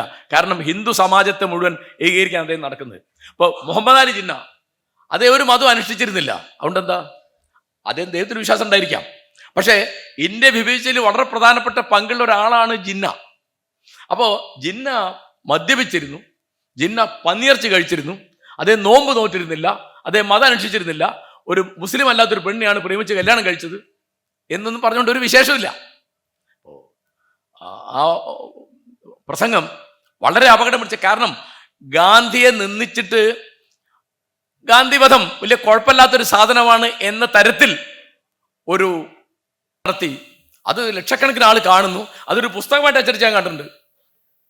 അപ്പോ ഗാന്ധി ഒരു തെറ്റും പറ്റാത്ത ആളാണോ? അങ്ങനെയൊന്നല്ല. ഗാന്ധി മനുഷ്യനാണ്. അദ്ദേഹം തന്നെ പറയുന്നുണ്ട് തെറ്റുപറ്റിയെന്ന് അദ്ദേഹം ഏറ്റു പറഞ്ഞ കാര്യങ്ങളുണ്ട്. ഒരിക്കലും അദ്ദേഹം പറഞ്ഞത് എൻ്റെ തെറ്റ് എന്നല്ല പറഞ്ഞത്, എൻ്റെ ഹിമാലയൻ അബദ്ധം എന്നാണ് പറഞ്ഞത്. അപ്പോ ഞാൻ ഗാന്ധിയുടെ ഒരു രീതി പറയാം. നിങ്ങൾ പലരും കേട്ടിരിക്കാനായിട്ടുള്ള ഒരു പേരാണ് ചാൾസ് ബ്രാഡ്ലോ. അദ്ദേഹം ബ്രിട്ടീഷുകാരനാണ്, വലിയ നിരീശ്വരവാദിയാണ്, നിർമ്മതവാദിയാണ്, ദൈവത്തിനും മതത്തിനെതിരായിട്ട് നിരന്തരം പ്രസംഗിക്കുകയും എഴുതുകയും ചെയ്ത ആളാണ്, വലിയ ചിന്തകനാണ്. അദ്ദേഹമാണ് 1866 ഇംഗ്ലണ്ടിലെ ആദ്യത്തെ സെക്യുലർ സൊസൈറ്റി, എന്ന് അദ്ദേഹം പേരിട്ടത് നാഷണൽ സെക്യുലർ സൊസൈറ്റി, NSS. കാരണം 1851 ജോർജ് കീലോക്ക് സെക്യുലർ എന്നുള്ള പദം രൂപീകരിക്കുന്നത്. ഇദ്ദേഹം അത് കണ്ടുപിടിച്ചു. കെലോക്ക് അത് ആ പദം കണ്ടുപിടിച്ചു. ഇദ്ദേഹം ഒരു സൊസൈറ്റി ഉണ്ടാക്കി. ഇദ്ദേഹമാണ് ബ്രിട്ടീഷ് പാർലമെന്റിലേക്ക് ആദ്യമായി തിരഞ്ഞെടുക്കപ്പെടുന്ന നിരീശ്വരവാദി. അദ്ദേഹം സത്യപ്രതിജ്ഞ ചെയ്യാൻ നേരത്ത് ദൈവത്തിന്റെ പേരിൽ സത്യപ്രതിജ്ഞ ചെയ്യുന്ന വിസമ്മതിച്ചു. അദ്ദേഹത്തിന് കേസ് നടത്തി. അങ്ങനെയാണ് ദൃഢപ്രതിജ്ഞ എന്നുള്ളൊരു സംഗതി ലോകത്ത് മുഴുവൻ വരുന്നത്. ചാൾസ് ബ്രാഡ്ലോ മരിക്കുന്നത് 1891. അന്ന് സാഹചര്യവശാൽ ഗാന്ധി അവിടെയുണ്ട്. അദ്ദേഹം മരിച്ചത് വലിയ കൗതുകമാണ്. ജനുവരി 30 ബ്രാഡ്ലോ മരിക്കുന്നത്. ഗാന്ധി മരിച്ച അതേ ദിവസം. ഗാന്ധി പിന്നെ 48 ഗാന്ധി കൊല്ലപ്പെടുന്നത്. ഈ ശവസംസ്കാര ചടങ്ങിൽ ഗാന്ധി പങ്കെടുത്തു. അതിനെപ്പറ്റി പിന്നീട് പത്രക്കാരോ ചോദിച്ചു, ചാൾസ് ബ്രാഡ്ലോ ഒരു നിരീശ്വരവാദിയും വളരെ പ്രമുഖനായ നിർമ്മതവാദിയും എത്തീസത്തിന് വേണ്ടി ഇംഗ്ലണ്ടിൽ വലിയ പ്രചാരവേല നടത്തിയ ആളുമാണ്. അദ്ദേഹത്തിന്റെ ശവസംസ്കാര ചടങ്ങിൽ അങ്ങ് എന്തുകൊണ്ട് പങ്കെടുത്തു? അപ്പോ ഗാന്ധി പറഞ്ഞത്, അന്ന് ഗാന്ധി പഠിക്കുകയാണ്, അദ്ദേഹത്തിന്റെ ഫൈനൽ ഇയറാ 1891. അദ്ദേഹം പറഞ്ഞു, അദ്ദേഹം ദൈവത്തിന്റെ സ്ഥാനത്ത് യുക്തിയെ പ്രതിഷ്ഠിച്ച ആളാണ്. അവിടെ ഞാൻ പോയത് കാരണം ബ്രാഡ്ലോ വളരെ സത്യസന്ധനായി ജീവിച്ചു, ധീരനായിട്ട് ജീവിച്ചു. അദ്ദേഹത്തിന് സത്യമാണ് എന്ന് തോന്നിയത് പറയാൻ വേണ്ടി അദ്ദേഹം ജീവിതം മുഴുവൻ പോരാടി. അത്ര വലിയൊരു മനുഷ്യന്റെ സംസ്കാര ചടങ്ങിൽ ഞാൻ പങ്കെടുക്കണം എന്ന് വിചാരിച്ച് ഞാൻ പോയി. മാത്രമല്ല, ലണ്ടനിലെ അനേകം വൈദികരും കന്യാസ്ത്രീകളും ആ ചടങ്ങിൽ പങ്കെടുത്തിരുന്നു എന്ന് ഗാന്ധി പറഞ്ഞു. അപ്പോ ദൈവം എന്ന് എല്ലാവരും പറയുന്ന ഒരേ വാക്കല്ല. ഗാന്ധി ഒരിക്കൽ പറഞ്ഞത്, ഞാൻ നിങ്ങളോട് പറഞ്ഞിരുന്നു ദൈവം സത്യമാണെന്ന്. ഇന്ന് ഞാൻ അത് മാറ്റി പറയുന്നു, സത്യമാണ് ദൈവം. ദൈവം സത്യമാണെന്ന് പറഞ്ഞാൽ ദൈവം ഉണ്ടെന്ന് അർത്ഥാവുള്ളൂ. സത്യമാണ് ദൈവം എന്ന് പറഞ്ഞാൽ വേറെ ദൈവമല്ല എന്നാണ്. അപ്പോ സത്യം എന്നുള്ളൊരു മൂല്യം, അഹിംസ എന്നുള്ളൊരു മൂല്യം, സ്നേഹം എന്നുള്ളൊരു മൂല്യം നമുക്ക് വേണ്ടാന്ന് വെക്കാൻ പറ്റില്ല. പിന്നെ സാമൂഹ്യ ജീവിതം സാധ്യമാവില്ല. ഇതൊക്കെ സാധാരണ യുക്തി കൊണ്ട് സ്ഥാപിക്കാവുന്ന കാര്യങ്ങളല്ല. അപ്പൊ നീതി എന്നുള്ള നമുക്ക് സാധാരണ യുക്തി കൊണ്ട് സ്ഥാപിക്കാം. എന്താ നീതി? ഒന്നുമില്ല. നിങ്ങൾക്ക് വരാൻ പാടില്ലാത്തത് നിങ്ങൾ വേറൊരാൾക്ക് കൊടുക്കരുത്. മഹാഭാരതത്തിൽ പറയുന്ന ഒരു പ്രധാനപ്പെട്ട കാര്യമാണ്. മഹാഭാരതത്തിൽ പറഞ്ഞത് അവനവന് വരരുത് എന്ന് അവനവൻ വിചാരിക്കുന്നത് വേറെ ആൾക്ക് കൊടുക്കരുത്. ഇത്രയുമാണ് ധർമ്മം, ബാക്കിയെല്ലാം ഇഷ്ടം പോലെ എന്ന് പറയും അവസാന ഭാഗത്ത് മഹാഭാരതത്തിൽ. അപ്പോ ഞാൻ പറയുന്നത്, നീതിക്ക് ഈ തരത്തിൽ ഒരു യുക്തി, സാധാരണ യുക്തിയെ നമുക്ക് കൊണ്ടുവരാം. പക്ഷേ സ്നേഹത്തിന് സാമാന്യമായ യുക്തി കൊണ്ട് വിശദീകരിക്കാൻ വിഷമ. ത്യാഗത്തിന് എന്താണ് നമുക്ക് യുക്തി കൊണ്ട് വിശദീകരിക്കാൻ സാധിക്കുക? പോട്ടെ, ജീവിതത്തിൽ ഭാഗ്യം എന്നൊരു സാധനമുണ്ട്. അത് യുക്തി കൊണ്ട് വ്യാഖ്യാനിക്കാൻ കഴിയുമോ? ഒരാൾ എന്തുകൊണ്ടാണ് അന്ധനായിട്ട് ജനിക്കുന്നത്? ഒരാൾ എന്തുകൊണ്ടാണ് ദരിദ്രനായിട്ട് ജനിക്കുന്നത്? അപ്പോൾ ഞാൻ ഉദാഹരണം പറയാം. അപ്പം ഇവിടെ മമ്മൂട്ടിയുടെ നാടല്ലേ, മമ്മൂട്ടി ഞാൻ ഒരേ പ്രായം. അദ്ദേഹം വളരെ സുന്ദരനായി ജനിച്ചു, ഞാൻ ഒരു സൗന്ദര്യമില്ലാതെ ജനിച്ചു. ഞാൻ വല്ല കുറ്റം ചെയ്തിട്ടാണോ? ഇതിപ്പോ ദൈവവിശ്വാസിക്ക് ദൈവമാണെന്ന് പറയാം. അപ്പോൾ ദൈവവിശ്വാസം ഇല്ലാത്ത നമ്മൾ എന്ത് പറയും? അപ്പോൾ ഭാഗ്യം എന്നൊരു സാധനമുണ്ട്, യാദൃച്ഛികത എന്നൊരു സാധനമുണ്ട്. ഇപ്പൊ ഞാൻ ഏതെങ്കിലും ദുബായിലെ ഒരു പണക്കാരനായ അറേബ്യൻ ഷെയ്ഖിന്റെ മകനായിട്ട് ജനിച്ചിരുന്നെങ്കിലോ, അല്ലെങ്കിൽ അമേരിക്കയിൽ ഡൊണാൾഡ് ട്രംപിന്റെ മകനായിട്ട് ജനിച്ചിരുന്നെങ്കിലോ? അപ്പൊ ഇത് വിശദീകരിക്കാൻ സാധിക്കുകയില്ല. ജീവിതത്തിലെ ഭാഗ്യം എന്ന് പറയുന്ന സാധനം ഒരു യുക്തി കൊണ്ടും ആർക്കും വിശദീകരിക്കാൻ സാധിക്കില്ല. അങ്ങനെ ജീവിതത്തിൽ യാദൃച്ഛികമായ കാര്യങ്ങളുണ്ട്. അതിനിപ്പോ വിശ്വാസികളുടെ ദൈവാധീനം എന്ന് പറയും, അല്ലാത്തൊരു പ്രകൃതി എന്ന് പറയും, അല്ലെങ്കിൽ യാദൃച്ഛികത എന്ന് പറയും. ദൈവാധീനം എന്ന് പറയാത്ത ഒരാളാണ് ഞാൻ. എന്താണ് ഭാഗ്യം എന്നൊരു സംഗതി ഉണ്ട്. നിങ്ങൾക്ക് എത്ര കഴിവുണ്ടെങ്കിലും, നിങ്ങൾ എത്ര അധ്വാനിച്ചാലും ചിലപ്പോ നിങ്ങൾ നേരെയാവും. മറ്റേ ആ കുട്ടി പറഞ്ഞില്ലേ, ചിലവർക്ക് ശരിയാവും, ചിലവർക്ക് ശരിയാവില്ല. ഇപ്പോ യേശുദാസിന്റെ മാതിരി പാടാൻ കഴിയുന്ന 1000 ആളെങ്കിലും കേരളത്തിൽ ഉണ്ടായിട്ടുണ്ടാവും. അവരാരും യേശുദാസ് ആയിട്ടില്ല. മമ്മൂട്ടിയുടെ മാതിരി അഭിനയിക്കാൻ കഴിയുന്ന 1000 ആളുണ്ടാവും. അവരാരും മമ്മൂട്ടിയോ മോഹൻലാലൊന്നും ആയിട്ടില്ല. അങ്ങനെ ഒരുപടി ഘടകങ്ങളുണ്ട് ജീവിതത്തിൽ. അപ്പൊ ഞാൻ പറയുന്നത്, നമ്മള് മൂല്യങ്ങൾക്ക് പ്രാധാന്യം കൊടുക്കുന്ന ഒരു നിലപാട്, ഒരു പ്രവർത്തനം, ഒരു പ്രചരണം, ഒരു പ്രബോധനം ആണ് വേണ്ടത് എന്ന് നമുക്കൊരു കരുതൽ വേണമെന്ന് ഞാൻ പറയും. ഏറ്റവും വലിയ മൂല്യം എന്താണ്? അത് എന്നോട് ചോദിച്ചാൽ ഞാൻ പറയും അത് സ്നേഹമാണ്. കാരണം സ്നേഹത്തിൽ നിന്നാണ് ഈ സത്യം എന്നുള്ളൊരു മൂല്യം ഉണ്ടാകുന്നത്. കാരണം ഇഷ്ടമുള്ള ഒരാളോട് നമ്മൾ കള്ളം പറയില്ല. നമ്മളോട് കള്ളം പറഞ്ഞാലോട് നമുക്ക് ഇഷ്ടം ഉണ്ടാവില്ല. വളരെ ലളിതമാണത്, വളരെ ലളിതമാണ്. ഈ മതങ്ങളൊക്കെ ഇതിനെ വലിയ മൂല്യമായിട്ട് പറയും, അവരത് പറയുള്ളൂ, പാലിക്കൂല. അങ്ങനെ ഒരു കുഴപ്പമുണ്ടായിരുന്നു. ഇപ്പോൾ ക്രിസ്തുവിൻ്റെ ഒരു വചനം, സത്യം നിന്നെ സ്വതന്ത്രനാക്കുന്ന, ഇത് പറഞ്ഞ് നമ്മൾ ഈ കേട്ടോ വേറിട്ട് മനസ്സിലാക്കണം എന്നാണ് എൻ്റെ ഒരു അഭിപ്രായം. ഈ ക്രിസ്ത്യാനിറ്റിയും ചർച്ച്യാനിറ്റിയും രണ്ടാണ്. ഈ ചർച്ച്യാനിറ്റിയാണ് നമ്മൾ വിമർശിക്കേണ്ടത്. ഇപ്പോൾ എന്നോട് ഞാൻ ന്യൂയോർക്കിൽ ഒരു മീറ്റിങ്ങിൽ ഞാൻ സംസാരിക്കുമ്പോൾ അവിടുത്തെ എൻ്റെ സുഹൃത്ത് പൗലോസ് എണീറ്റ് മാഷ് എന്താണ് സോക്രട്ടീസിൻ്റെ കൂട്ടത്തിൽ ക്രിസ്തുവിനെ പറയുന്നതെന്ന് ചോദിച്ചു. എന്താ പൗലോസേ, ക്രിസ്തു ജീവിച്ചിരുന്നതിന് തെളിവൊന്നുമില്ല. ഞാൻ പറഞ്ഞു വേണ്ട, ക്രിസ്തു ജീവിച്ചിരുന്നതിന് തെളിവില്ലെങ്കിൽ ബൈബിളിലൊരു കഥാപാത്രമാണല്ലോ. ഇപ്പോൾ ശ്രീരാമൻ ജീവിച്ചിരുന്നതിന് തെളിവുണ്ടോ? ഒരു തെളിവ് അന്വേഷിക്കുന്ന പണിയല്ല. കാരണം ഇതിനകത്തുള്ളത് ഇപ്പൊ ക്രിസ്തു ജീവിച്ചിരുന്നോ ഇല്ലേ എന്നുള്ളതിനേക്കാൾ എന്നെ സംബന്ധിച്ച് പ്രധാനം എന്താണ്, ക്രിസ്തു എന്നൊരു കഥാപാത്രം ഉണ്ട്, എവിടെ? ബൈബിളിലുണ്ട്. അതൊരു സാഹിത്യകൃതിയായിട്ടാണ് ഞാൻ വായിക്കുന്നത്. അപ്പൊ അതിനകത്ത് ആ കഥാപാത്രത്തിന്റെ പെരുമാറ്റം, ആ കഥാപാത്രത്തിന്റെ സംഭാഷണം, അദ്ദേഹത്തിന്റെ പ്രതികരണം, അദ്ദേഹത്തിന്റെ പ്രതിഫലനം, ഇതൊക്കെയാണ്. അപ്പൊ ഞാൻ പറയുന്നത് ഈ തരത്തിൽ മൂല്യങ്ങളെ പറ്റി വളരെ വളരെ പ്രധാനപ്പെട്ട ഇന്നിപ്പോൾ എന്താണ് ഈ പ്രശ്നങ്ങൾക്കൊക്കെ പറ്റുന്നത്? അഴിമതി എന്ന് പറഞ്ഞാൽ ഇപ്പോൾ ഇന്നലെ വന്നൊരു വാർത്ത എന്താണ്, ഇവിടെ ആഗോള അയ്യപ്പ സംഗമം ആരാ സംഘടിപ്പിക്കുന്നത്? ഇവിടുത്തെ ഇടതുപക്ഷം സംഘടിപ്പിക്കുക ആഗോള അയ്യപ്പ സംഗമം. എന്താ പ്രശ്നം? കോടതി വിധി നടപ്പാക്കാൻ ശ്രമിച്ചപ്പോൾ ചില വിഭാഗങ്ങൾക്ക് അവരെ പറ്റി പരാതി ഉണ്ടായി. ചെയ്തത് വലിയ അന്യായം. കാരണം വെച്ചാൽ കോടതിയോട് പറയേണ്ടിയിരുന്നത് എന്താണ്, ഇത് കേരളത്തിലെ നൂറ്റാണ്ടുകളായിട്ടുള്ള ഒരു നടപ്പാണ്, അതിന് ഞാൻ കുറച്ച് സമയം വേണമെന്ന് പറയണം. എന്നിട്ട് ഇവിടുത്തെ എല്ലാ പാർട്ടിക്കാരെയും ബന്ധപ്പെട്ട ആൾക്കാരൊക്കെ വിളിച്ചിട്ട് ഒരു അഭിപ്രായ ഐക്യം ഉണ്ടാക്കി ഒരു കോൺസെൻസസ് നമ്മൾ പറയുമല്ലോ, അതൊക്കെ ഉണ്ടാക്കിയിട്ട് വേണം ഇത് പ്രവേശനം കൊടുക്കാൻ. അതിന് പകരം പോലീസിനെ ഉപയോഗിച്ച് രാത്രി 1:30 മണിക്ക് ബിന്ദു അമ്മണി അവിടെ കയറ്റിയ നവോത്ഥാനാവോ? അല്ല, ഒരു യുക്തിയില്ലല്ലോ.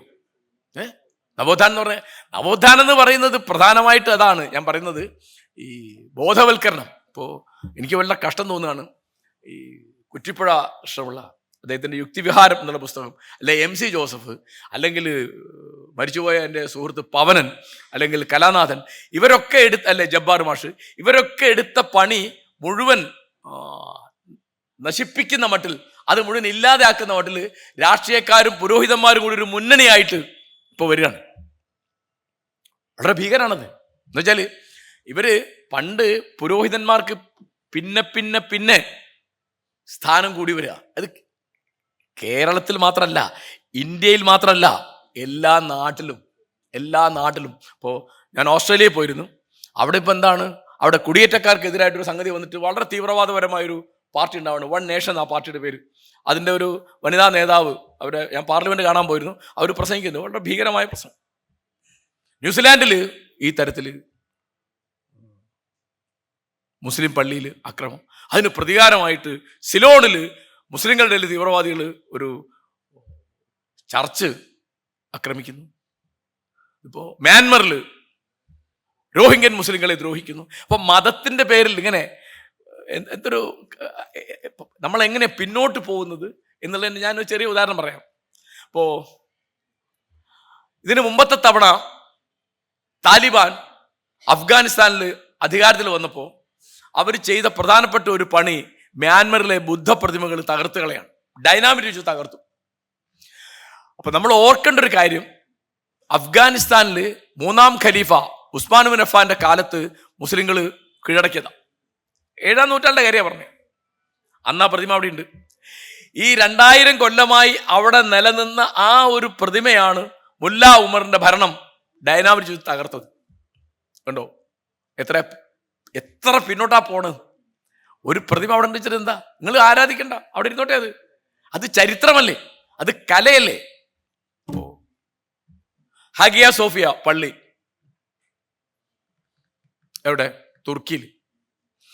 അവിടെ 10 നൂറ്റാണ്ട് മുമ്പ് ക്രിസ്ത്യാനികൾ പണിത പള്ളി 5-6 നൂറ്റാണ്ട് പിന്നെ മുസ്ലിങ്ങൾ ഭരിക്കുമ്പോൾ അവർ ആ ഹഗിയ സോഫിയ എന്നുള്ള മനോഹരമായ ക്രിസ്ത്യൻ ദേവാലയം മുസ്ലിം ദേവാലയമാക്കി മാറ്റി. 1923 മുസ്ലിം ലോകത്തെ ആദ്യത്തെ സെക്കുലർ ഭരണം കൊണ്ടുവരികയാണ് കമാൽ പാഷ, മുസ്തഫ കമാൽ. അദ്ദേഹത്തെ അവർ ആദരിച്ച് വിളിച്ചിരുന്നത് അത്താ തുർക്ക് എന്ന വാക്കിന്റെ അർത്ഥം തുർക്കിയുടെ പിതാവ് എന്ന്, അത്താ തുർക്ക്. അദ്ദേഹം എന്ത് ചെയ്തു? അവിടെ വലിയ കലാഭംഗിയുള്ള ശില്പങ്ങളുണ്ട്, ചുമരിൽ ചിത്രങ്ങളുണ്ട്, പലതുണ്ട്, പെയിന്റിങ്, പഴയ പെയിന്റിംഗ് ഒക്കെ ഉണ്ട്, അതിന്റെ ശില്പമൊക്കെ വളരെ മനോഹരമാണ്. അദ്ദേഹം അത് ഒരു മ്യൂസിയമായിട്ട് പ്രഖ്യാപിച്ചു. ക്രിസ്ത്യാനികൾക്കും മുസ്ലിങ്ങൾക്കും അല്ലാത്തവർക്കും നിരീശ്വരവാദികൾക്കും നിർമ്മതവാദികൾക്കും ഒക്കെ പോയി കാണാവുന്ന മ്യൂസിയമായിട്ട് പ്രഖ്യാപിച്ചു. 1935 ഇപ്പോ അവിടുത്തെ ലോകത്തിലെ ഭരണാധികാരികളിൽ മുസ്ലിം മതമൗലികവാദത്തിന്റെ പ്രധാനപ്പെട്ട പ്രതീകം ആരാന്ന് എന്നോട് ചോദിച്ചാൽ ഞാൻ പറയുന്നു അത് തുർക്കിയിലെ ഉർദുഗാനാണ്. അദ്ദേഹം അത് മുസ്ലിം പള്ളിയാക്കി മാറ്റി. എന്നിട്ട് അവിടെ അദ്ദേഹം നിസ്കരിക്കുന്നതിന്റെ ഫോട്ടോ ലോകത്തെ മുഴുവൻ പത്രങ്ങളിൽ വരിക കണ്ടോ. ഇവിടെ മാത്രമല്ല, അപ്പോ അഫ്ഗാനിസ്ഥാനിലും തുർക്കിയിലൊക്കെ ഈ തരത്തിലുള്ള ഭയങ്കരമായ തിരിച്ചുപോക്ക്. ഉർദുഗാന് വേണ്ടത് പഴയ വാക്കുപയോഗിച്ച് പറഞ്ഞാൽ ഒരു ഇസ്ലാമിക ഖിലാഫത്ത് നടപ്പാക്കുകയാണ്. അദ്ദേഹം ലോകത്തിലെ മുഴുവൻ മുസ്ലിങ്ങളുടെയും ഒരു നായകനായിട്ടാണ് അദ്ദേഹം ഭാവിക്കുന്നത്. ജനാധിപത്യത്തോട് ചെയ്തത് എന്താണെന്ന് നിങ്ങൾ, അവിടുത്തെ തുർക്കിയിലെ പഴയ ഭരണഘടനയാണ്. അതനുസരിച്ച് തുടർച്ചയായിട്ട് 2 വട്ടം മാത്രമേ ഒരാൾക്ക് പ്രധാനമന്ത്രി ചെയ്യാൻ പറ്റുള്ളൂ. 2ാമത്തെ പ്രധാനമന്ത്രി സ്ഥാനത്തിന്റെ അവസാനത്തിൽ അവിടുത്തെ ഭരണഘടന തന്നെ മാറ്റി. ഉർദുഗാൻ എന്താക്കി? അത് പ്രസിഡൻഷ്യൽ ഭരണമാക്കി. അപ്പൊ അദ്ദേഹം 2ാം വട്ടം പ്രസിഡന്റായി. ഇനി അദ്ദേഹത്തിന് എത്ര വട്ടം പ്രസിഡന്റ് ആവാം, കാരണം അദ്ദേഹം ഈ മതമൗലികവാദം പറയുന്ന ഒരാളാണ്. അപ്പോ എന്താണ് സംഭവിച്ചത്? ടുണീഷ്യയിൽ ആരംഭിച്ചതായിരുന്നു ജാസ്മിൻ റവല്യൂഷൻ എന്ന് പേരുള്ള അറബ് വസന്തം. അവിടുത്തെ ജനങ്ങള് ഭരണാധികാരികൾക്കെതിരെ എഴുതാണ്. സൈനുലാബ്ദീൻ അലി എന്ന് പറയുന്ന അവിടുത്തെ 23 കൊല്ലം പ്രസിഡന്റ് ആയിരുന്ന ഭരണാധികാരിക്കെതിരായിട്ട് ജനങ്ങൾ ഇളകി. അത് പടർന്നു, ഈജിപ്തിലേക്ക് പടർന്നു. അവിടെ ഉള്ള 30 കൊല്ലമായിട്ട് ഭരിക്കുന്ന പ്രസിഡന്റിനെ മാറ്റി ലിബിയയിലേക്ക് പടർന്നു. 42 കൊല്ലമായിട്ട് അവിടെയുള്ള മുഹമ്മദ് ഗദ്ദാഫിയെ ജനങ്ങൾ കൊന്നു. പക്ഷെ എന്ത് പറ്റിയെന്നറിയോ? ഇതിൻ്റെ ഇടയ്ക്ക് മതമൗലികവാദം, മതപൗരോഹിത്യം ആ സമരം മുഴുവൻ ശരിക്കും തട്ടിയെടുത്തു, ഹൈജാക്ക് ചെയ്തു. അവിടെ പഴയമാതിരി തന്നെ രാജാധിപത്യവും കാര്യങ്ങളൊക്കെ. ഇപ്പോൾ ഈജിപ്തിൽ പിന്നെ വന്നത്, അവിടെ പ്രസിഡന്റായിട്ട് വന്നത് ഇവിടുത്തെ ജമാഅത്തെ ഇസ്ലാമിയുടെ ഒരു അപര രൂപം എന്ന് പറയാവുന്ന അവിടുത്തെ ഇഖ്വാനുൽ മുസ്ലിമൂൻ, മുസ്ലിം ബ്രദർഹുഡിന്റെ ആശയമുള്ള ആളാണ്. ഗനൂഷി എന്ന് പറഞ്ഞ് ടുണീഷ്യയിൽ വന്ന ആളും ഈ ഇഖ്വാനിയാണ്. എന്ന് വെച്ചാൽ ഇസ്ലാമിക രാഷ്ട്രം എന്ന് പറഞ്ഞാൽ എന്താ? Islamic republic. ഇവിടെ ഇപ്പം ജമാഅത്ത് ഇസ്ലാമി കേരളത്തിൽ പറയുന്നത് ഇസ്ലാമിക് റിപ്പബ്ലിക്. ആ റിപ്പബ്ലിക് വന്നു. ഇവിടെ ആദ്യത്തെ ഇസ്ലാമിക് റിപ്പബ്ലിക് പ്രഖ്യാപിക്കുന്നത്, ആ വാക്ക് ഉപയോഗിക്കുന്നത് ഇറാനിലാണ് 1979. നേരത്തെ തന്നെ 47 ലോകത്തിൽ ആദ്യമായിട്ട് മതത്തിന്റെ പേരിൽ രാഷ്ട്രം ഉണ്ടാവുന്നത്. അത് ഇന്ത്യ വിഭജിച്ചിട്ട് പാകിസ്ഥാൻ ഉണ്ടാവും 47. അത് ജനാധിപത്യം എന്നൊക്കെ പറഞ്ഞിങ്ങനെ വന്ന് ഇപ്പോ അവരും ഇസ്ലാമിക് റിപ്പബ്ലിക്കായി. ഭാഗ്യവശാൽ പാകിസ്ഥാനിൽ BNP ഭൂരിപക്ഷം നേടി. അവിടെ മരിച്ചുപോയ ഖലിദാസയുടെ മകൻ താരിഖ് റഹ്മാൻ പ്രധാനമന്ത്രിയാവുന്നതാണ് ഇപ്പൊ ഇന്ന് രാവിലത്തെ പത്രത്തിൽ കണ്ടത്. ജമാഅത്ത് ഇസ്ലാമി അവിടെ 2ാം സ്ഥാനത്തോ 3ാം സ്ഥാനത്തേക്ക് പോയി. ഞാൻ എന്താ പറഞ്ഞേ? അപ്പൊ നിങ്ങൾ ശ്രദ്ധിക്കുന്നുണ്ടോ അറിയാനല്ലേ ഞാൻ ഇങ്ങനെയൊക്കെ പറയുന്നത്.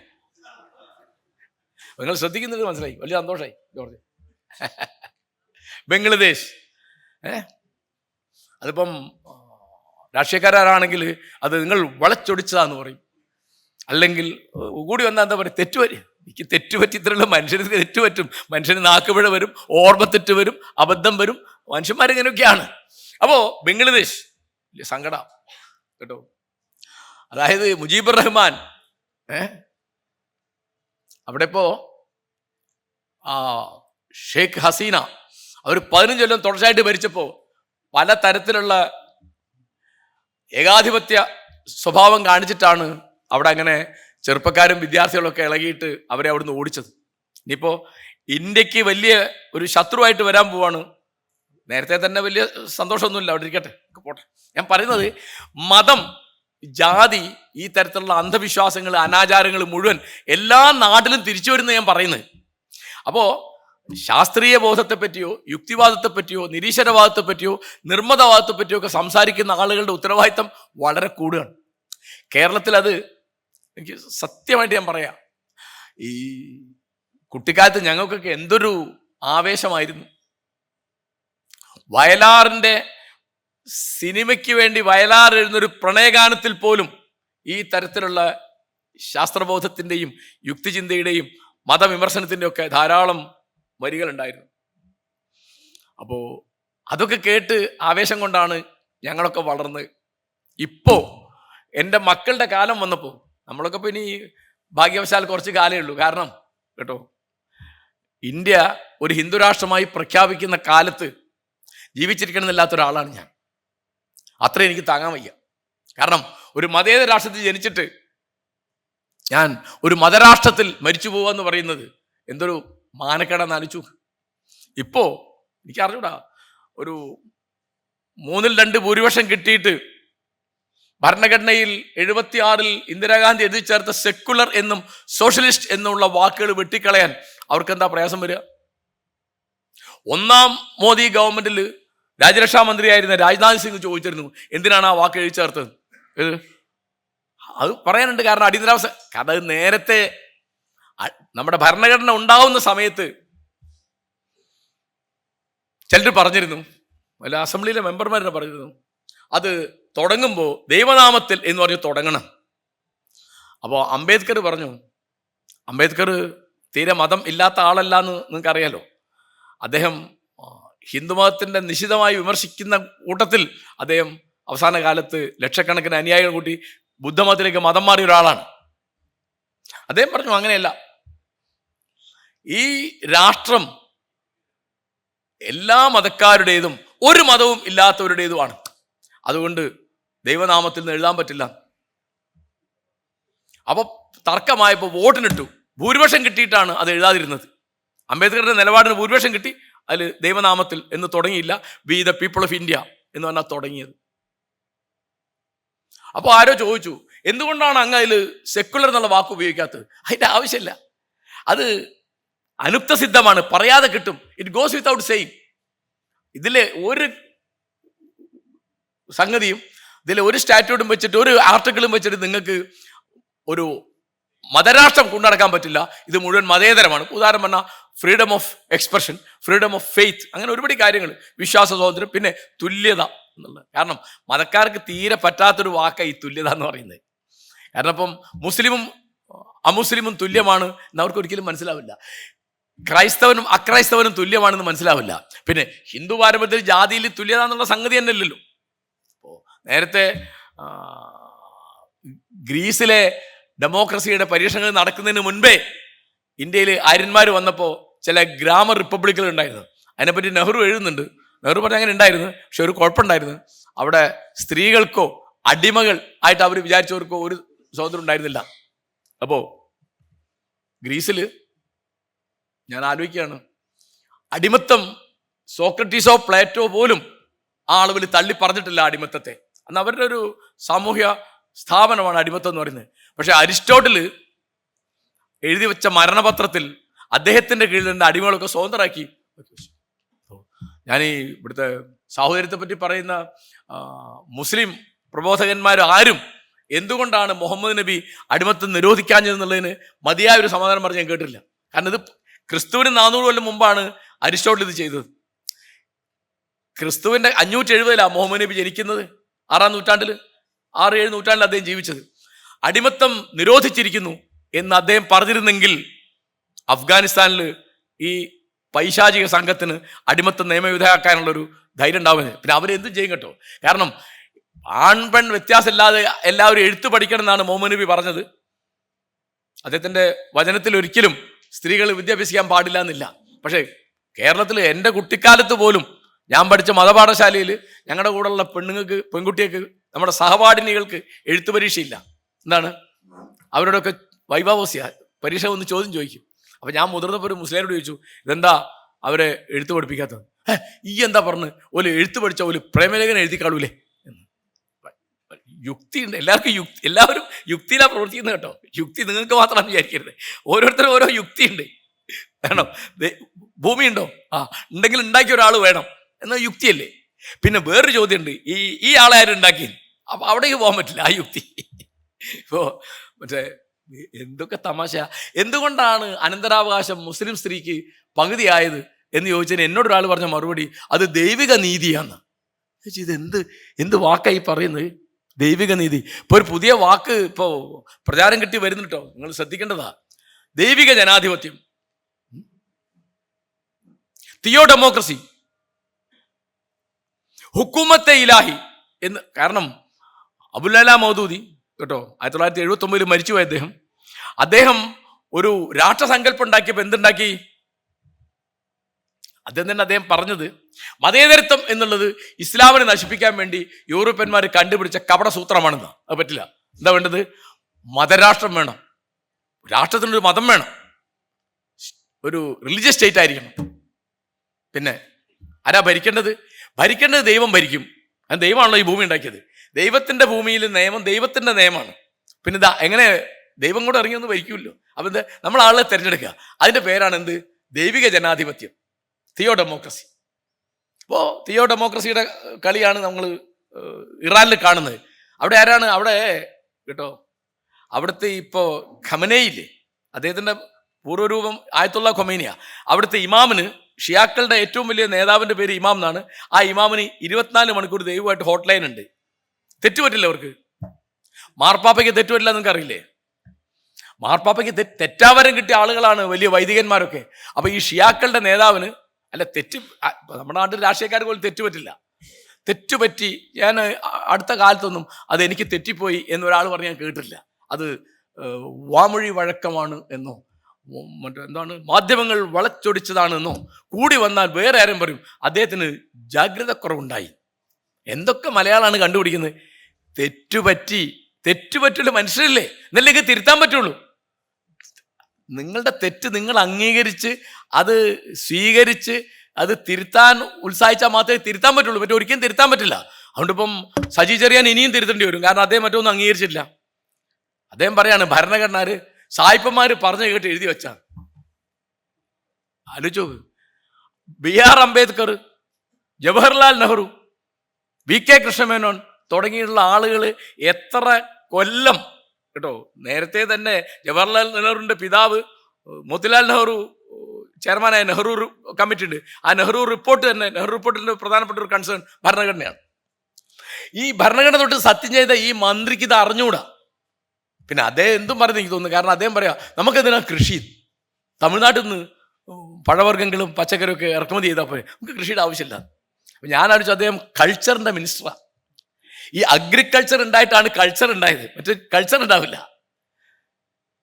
പിന്നെ അത് കഴിഞ്ഞ് ഇതിപ്പോൾ വിസ്തരിച്ച് പറഞ്ഞാൽ നമ്മുടെ നേരം പോവും. കാരണം വിവേകം കുറഞ്ഞ ആളുകൾ ഭരണാധിപന്മാരായുള്ള പ്രശ്നം അത്. അപ്പോൾ ഇടയ്ക്കിടയ്ക്ക് എന്നാലും എനിക്ക് അത് തെറ്റുപറ്റി. അപ്പോൾ ഞാൻ പറഞ്ഞു വരുന്ന കാര്യം, നമ്മൾ ഈ പണ്ടത്തെക്കാൾ കൂടുതൽ മതവിമർശകന്മാർക്ക് ഉത്തരവാദിത്വം വളരെ കൂടിയ ഒരു കാലമാണിത്. ഞാൻ അതുകൊണ്ടാണ് പുറത്തുള്ള കേരളത്തിന് പുറത്തും ഇന്ത്യക്ക് പുറത്തും ഒക്കെയുള്ള, കേരളത്തിന് പുറത്തൊക്കെ സ്ഥിതി അറിയാലോ. അതായത് വലിയ തമാശ, പശുവിൻ്റെ ഇറച്ചി കഴിക്കുന്നത് വളരെ മോശം, അതിൻ്റെ മൂത്രം കുടിക്കുന്നത് വലിയ പുണ്യകർമ്മം. എന്ത് തമാശ എനിക്ക് അറിഞ്ഞൂടാ. ഇവൻ മ്ലേച്ഛൻ ആര്? പശുവിൻ്റെ ഇറച്ചി കഴിക്കുന്നത്, പശുവിൻ്റെ മൂത്രം കുടിക്കുന്നത് വലിയ പുണ്യവാനാണ്. ഞാൻ കേട്ടോ ഒരിക്കൽ ജർമ്മനി പോയപ്പോൾ അവിടെ ഒരു സ്കൂളിൽ ഞാൻ സംസാരിച്ചപ്പോൾ ഇന്ത്യയെപ്പറ്റി സംസാരിക്കുകയാണ് ഞാൻ.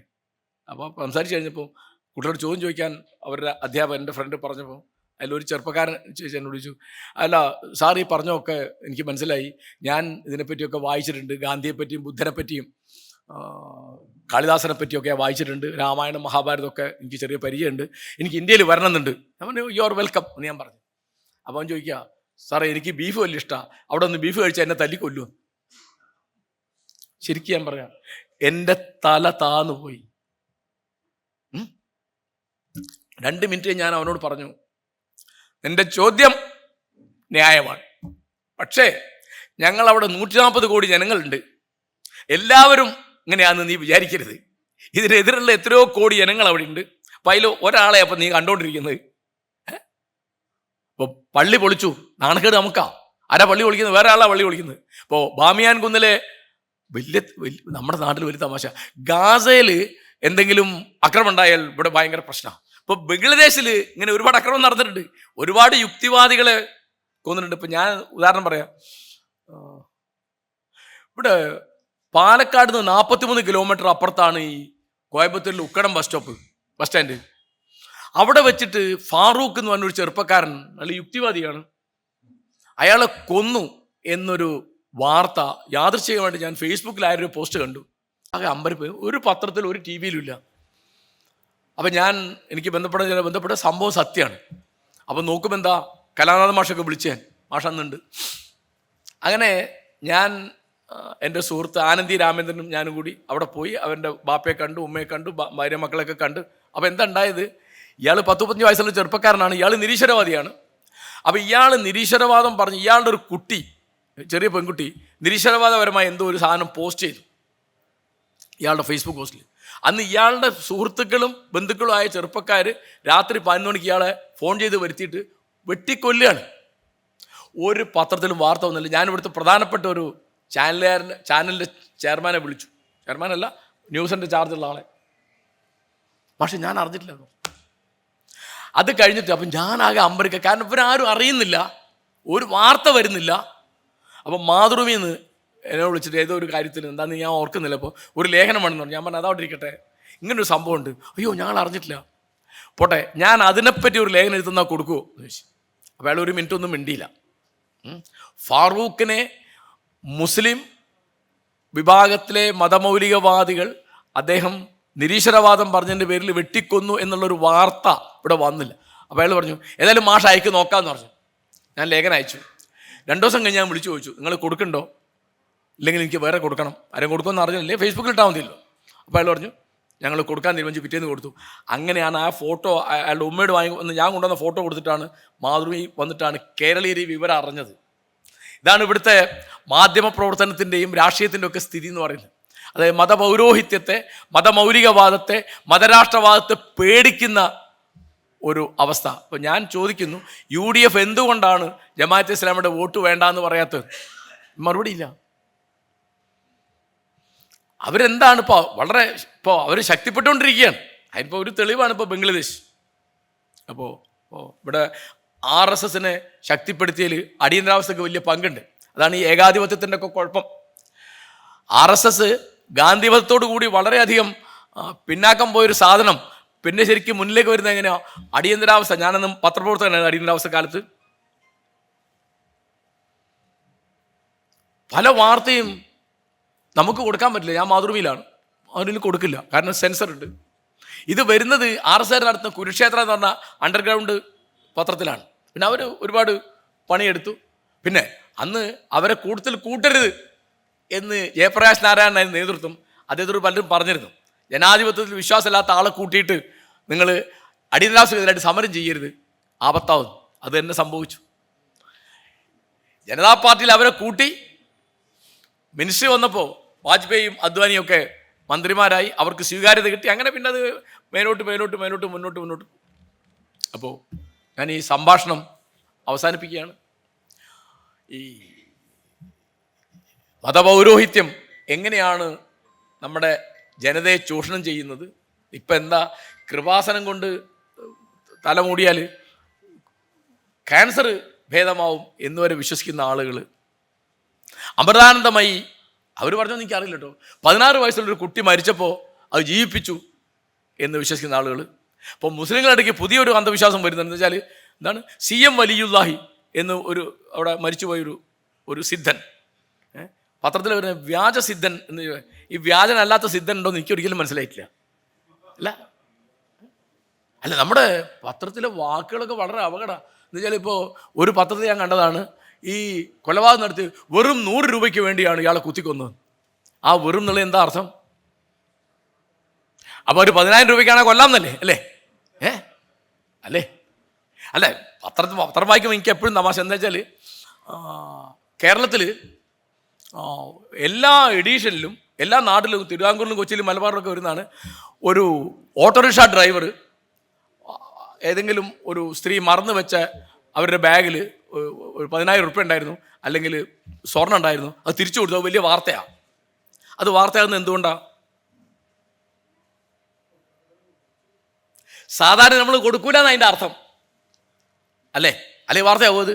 ഇപ്പോൾ യൂറോപ്പിലൊക്കെ എങ്ങനെയാണ്, അമേരിക്കയിലൊക്കെ അവിടെ ബസ് സ്റ്റേഷനിലും റെയിൽവേ സ്റ്റേഷനിലും ഒക്കെ ലോസ്റ്റ് ആൻഡ് ഫൗണ്ട് എന്നൊരു കൗണ്ടറുണ്ട്. നിങ്ങൾക്ക് വല്ലതും വീണ് കിട്ടിയാൽ അവിടെ കൊണ്ടു കൊടുക്കുക. എന്നിട്ട് എപ്പോൾ എവിടുന്നാണ് കിട്ടിയെന്ന് എഴുതി കൊടുക്കുക. നിങ്ങളുടെ പേരും അഡ്രസ്സും ഫോൺ നമ്പറും കൊടുക്കുക. 30 ദിവസം അവർ പരസ്യപ്പെടുത്തും. 30 ദിവസം കഴിഞ്ഞ് ആരും വന്നില്ല, നിങ്ങൾക്ക് അയച്ചു തരും അവിടുന്ന്. അതൊരു വാർത്തയല്ലല്ലോ. നിങ്ങൾ കട്ടില്ല എന്നുള്ളത് വാർത്തയാണോ? വീട് കിട്ടിയ മുതൽ നിങ്ങൾ വാർത്ത വലിയ തമാശ. എന്താണ് ഹരിജൻ ബാലികയുടെ സത്യസന്ധത, എന്നാൽ ഹരിജനങ്ങളൊന്നും ഇത് കൊടുക്കാൻ. മുസ്ലിം ബാലികയുടെ സത്യസന്ധത, മുസ്ലിങ്ങളൊന്നും കൊടുക്കാറില്ല. ഓട്ടോ ഡ്രൈവർമാരുടെ സത്യസന്ധത. നമ്മുടെ പത്രം വായിക്കുമ്പോൾ നമ്മുടെ കൾച്ചറിനെ പറ്റി, നമ്മുടെ സാമൂഹ്യത്തെ പറ്റി എനിക്ക് എപ്പോഴും വലിയ തമാശ തോന്നും. കാരണം ഈ ജാതി വാർത്തകളാണ്. അപ്പോൾ നമ്മളിപ്പോൾ ചെയ്യുന്നത് ഈ പൗരോഹിത്യത്തിന്, ഇപ്പോൾ പത്രങ്ങൾ എന്താ ചെയ്യുന്നത്, അപ്പോൾ ആറ്റുകാൽ പൊങ്കാല തുടങ്ങിയുള്ള എല്ലാ കാര്യങ്ങൾക്കും ഭയങ്കരമായ കവറേജാണ്. അത് മുഴുവൻ ജനങ്ങളെ അവിടെ എത്തിക്കുക എന്നുള്ള പണിയാണ്. ഇപ്പോൾ ഞാൻ ആറ്റുകാൽ പൊങ്കാല എന്നൊരു ഉദാഹരണം പറഞ്ഞതേ. മറ്റെല്ലാ തരത്തിലുള്ള കാര്യങ്ങൾ ഇതിനൊന്നിപ്പോൾ ദേവാലയങ്ങളിൽ നിന്ന് കഠിനമായ ശബ്ദം പുറത്തേക്ക് വരാൻ പാടില്ല എന്ന് ഇവിടെ ഏതെങ്കിലും രാഷ്ട്രീയക്കാരൻ പറയൂ? ഈ 5 നേരം ബാങ്ക് കൊടുക്കുന്നു, അതിൻ്റെ ഒരു ആവശ്യമില്ല. ഇനി ബാങ്ക് കൊടുക്കണേ അവിടെ കൊടുത്താൽ മതി, മൈക്ക് പുറത്തേക്ക് വെക്കേണ്ട കാര്യമില്ലല്ലോ. കാരണം എല്ലാവരുടെ കയ്യിലും വാച്ച് ഉണ്ട്, എല്ലാവരുടെ വീട്ടിലും ക്ലോക്ക് ഉണ്ട്, എല്ലാവരുടെ മൊബൈലിലും സമയമുണ്ട്, എല്ലാവർക്കും മൊബൈൽ ഉണ്ടല്ലോ. ഇപ്പോൾ മുഹമ്മദ് നബിയുടെ കാലത്ത് ബാങ്ക് കൊടുക്കണം, എന്താ സമയം അറിയിക്കാൻ വേറെ വഴിയില്ല. അന്ന് ക്ലോക്കില്ല, വാച്ചില്ല, മൊബൈലില്ല. അത് എല്ലാം നബിയുടെ കാലത്ത് മതി അവർക്ക്. ഇത് ഒരു പറ്റില്ല, ഇത് ശബ്ദം. ഇപ്പോൾ രാവിലെ നേരം വിളിച്ചാൽ 4 മണിക്ക് സുപ്രഭാതം വെച്ചിട്ടാണ് പല ക്ഷേത്രങ്ങളും രാവിലെ എന്നുള്ള സമയം ആഘോഷിക്കുന്നത്. മനുഷ്യൻ മര്യാദയ്ക്ക് കിടത്തുന്ന സമയം. ഇങ്ങനെ എല്ലാ തരത്തിലും നമ്മുടെ സ്വൈര്യം, നമ്മുടെ സ്വസ്ഥത നശിപ്പിക്കുന്ന തരത്തിൽ പെരുമാറുകയും ജനങ്ങളുടെ ഒരു ചേരിതിരിവുണ്ടാക്കുകയും പ്രത്യേകിച്ച് അത് സ്ത്രീവിരുദ്ധമായി എന്തൊക്കെ ചെയ്യാനുണ്ടോ അതൊക്കെ ചെയ്യുകയാണ്. ഇപ്പോൾ ക്രിസ്ത്യൻ പാരമ്പര്യത്തിൽ അനന്തരാവകാശം ഇല്ലാത്തതിനെതിരായിട്ട് മേരി റോയ് കേസിന് പോയി 25 കൊല്ലം കേസ് നടത്തി അവർ നേടി. അവരിപ്പോൾ സാഹചര്യവശാൽ അവരിപ്പോൾ ഇല്ല. പക്ഷേ ഇപ്പോഴും ക്രിസ്ത്യൻ പാരമ്പര്യത്തിൽ പെൺകുട്ടിക്ക് കൃത്യമായ അനന്തരാവകാശം കിട്ടുന്നില്ല എന്നാണ് എൻ്റെ അറിവ്. അവരോട് എഴുതി മേടിക്കും, എല്ലാം സ്വസ്ഥമായി കിട്ടി, ഒരു പരാതിയൊന്നുമില്ല. അപ്പോൾ കാരണം കോടതി വിധി കൊണ്ട് അതാണ് ഒരു കാര്യം ഉണ്ടായത്. ഇപ്പോൾ അവിടെ മുസ്ലിം പെണ്ണുങ്ങളുടെ അനന്തരാവകാശത്തിന് വേണ്ടി ഇപ്പോൾ അവിടെ സമരം തുടങ്ങിയിട്ട് അത് വിജയിക്കാനിടയുണ്ട് എനിക്ക് ഇപ്പോൾ തൽക്കാലം ഒരു പ്രതീക്ഷയില്ല. ഞാൻ എൻ്റെ കൂടെ നിൽക്കുന്ന ഒരാളാണ്.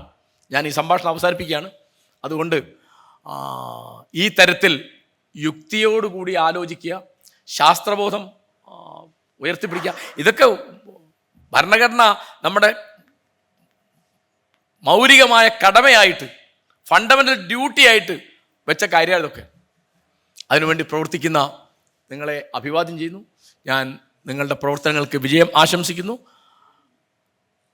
തീർച്ചയായിട്ടും നിങ്ങളുടെ ഭാഷയിൽ അങ്ങനെ ഉണ്ട് എന്നല്ലേ പറഞ്ഞത്, അങ്ങനെ ഉണ്ടാവാൻ സാധ്യതയുള്ളത് അതിലെ പ്രകോപനം കഴിയുന്നത്ര കുറയ്ക്കണം എന്ന് അപേക്ഷിച്ചുകൊണ്ട് ഈ വേദിയുടെയും സഭയുടെയും അനുവാദത്തോടെ ഈ പരിപാടി ചാർവാകം, പഴയ നിങ്ങൾക്കറിയുന്നവർ ബുദ്ധൻ്റെയും മുമ്പ് ഇവിടെ യുക്തിയെപ്പറ്റിയും മതരാഹിത്യത്തെപ്പറ്റിയും ദൈവത്തിനെതിരായിട്ടൊക്കെ സംസാരിച്ചിരുന്ന ആളുകളുടെ പേരാണ് ചാർവാകന്മാരെന്നുള്ളത്. ആ ചാർവാകം എന്നുള്ള ഈ പരിപാടി ഉദ്ഘാടനം ചെയ്ത് പ്രഖ്യാപിക്കുന്നു. നന്ദി, നമസ്കാരം.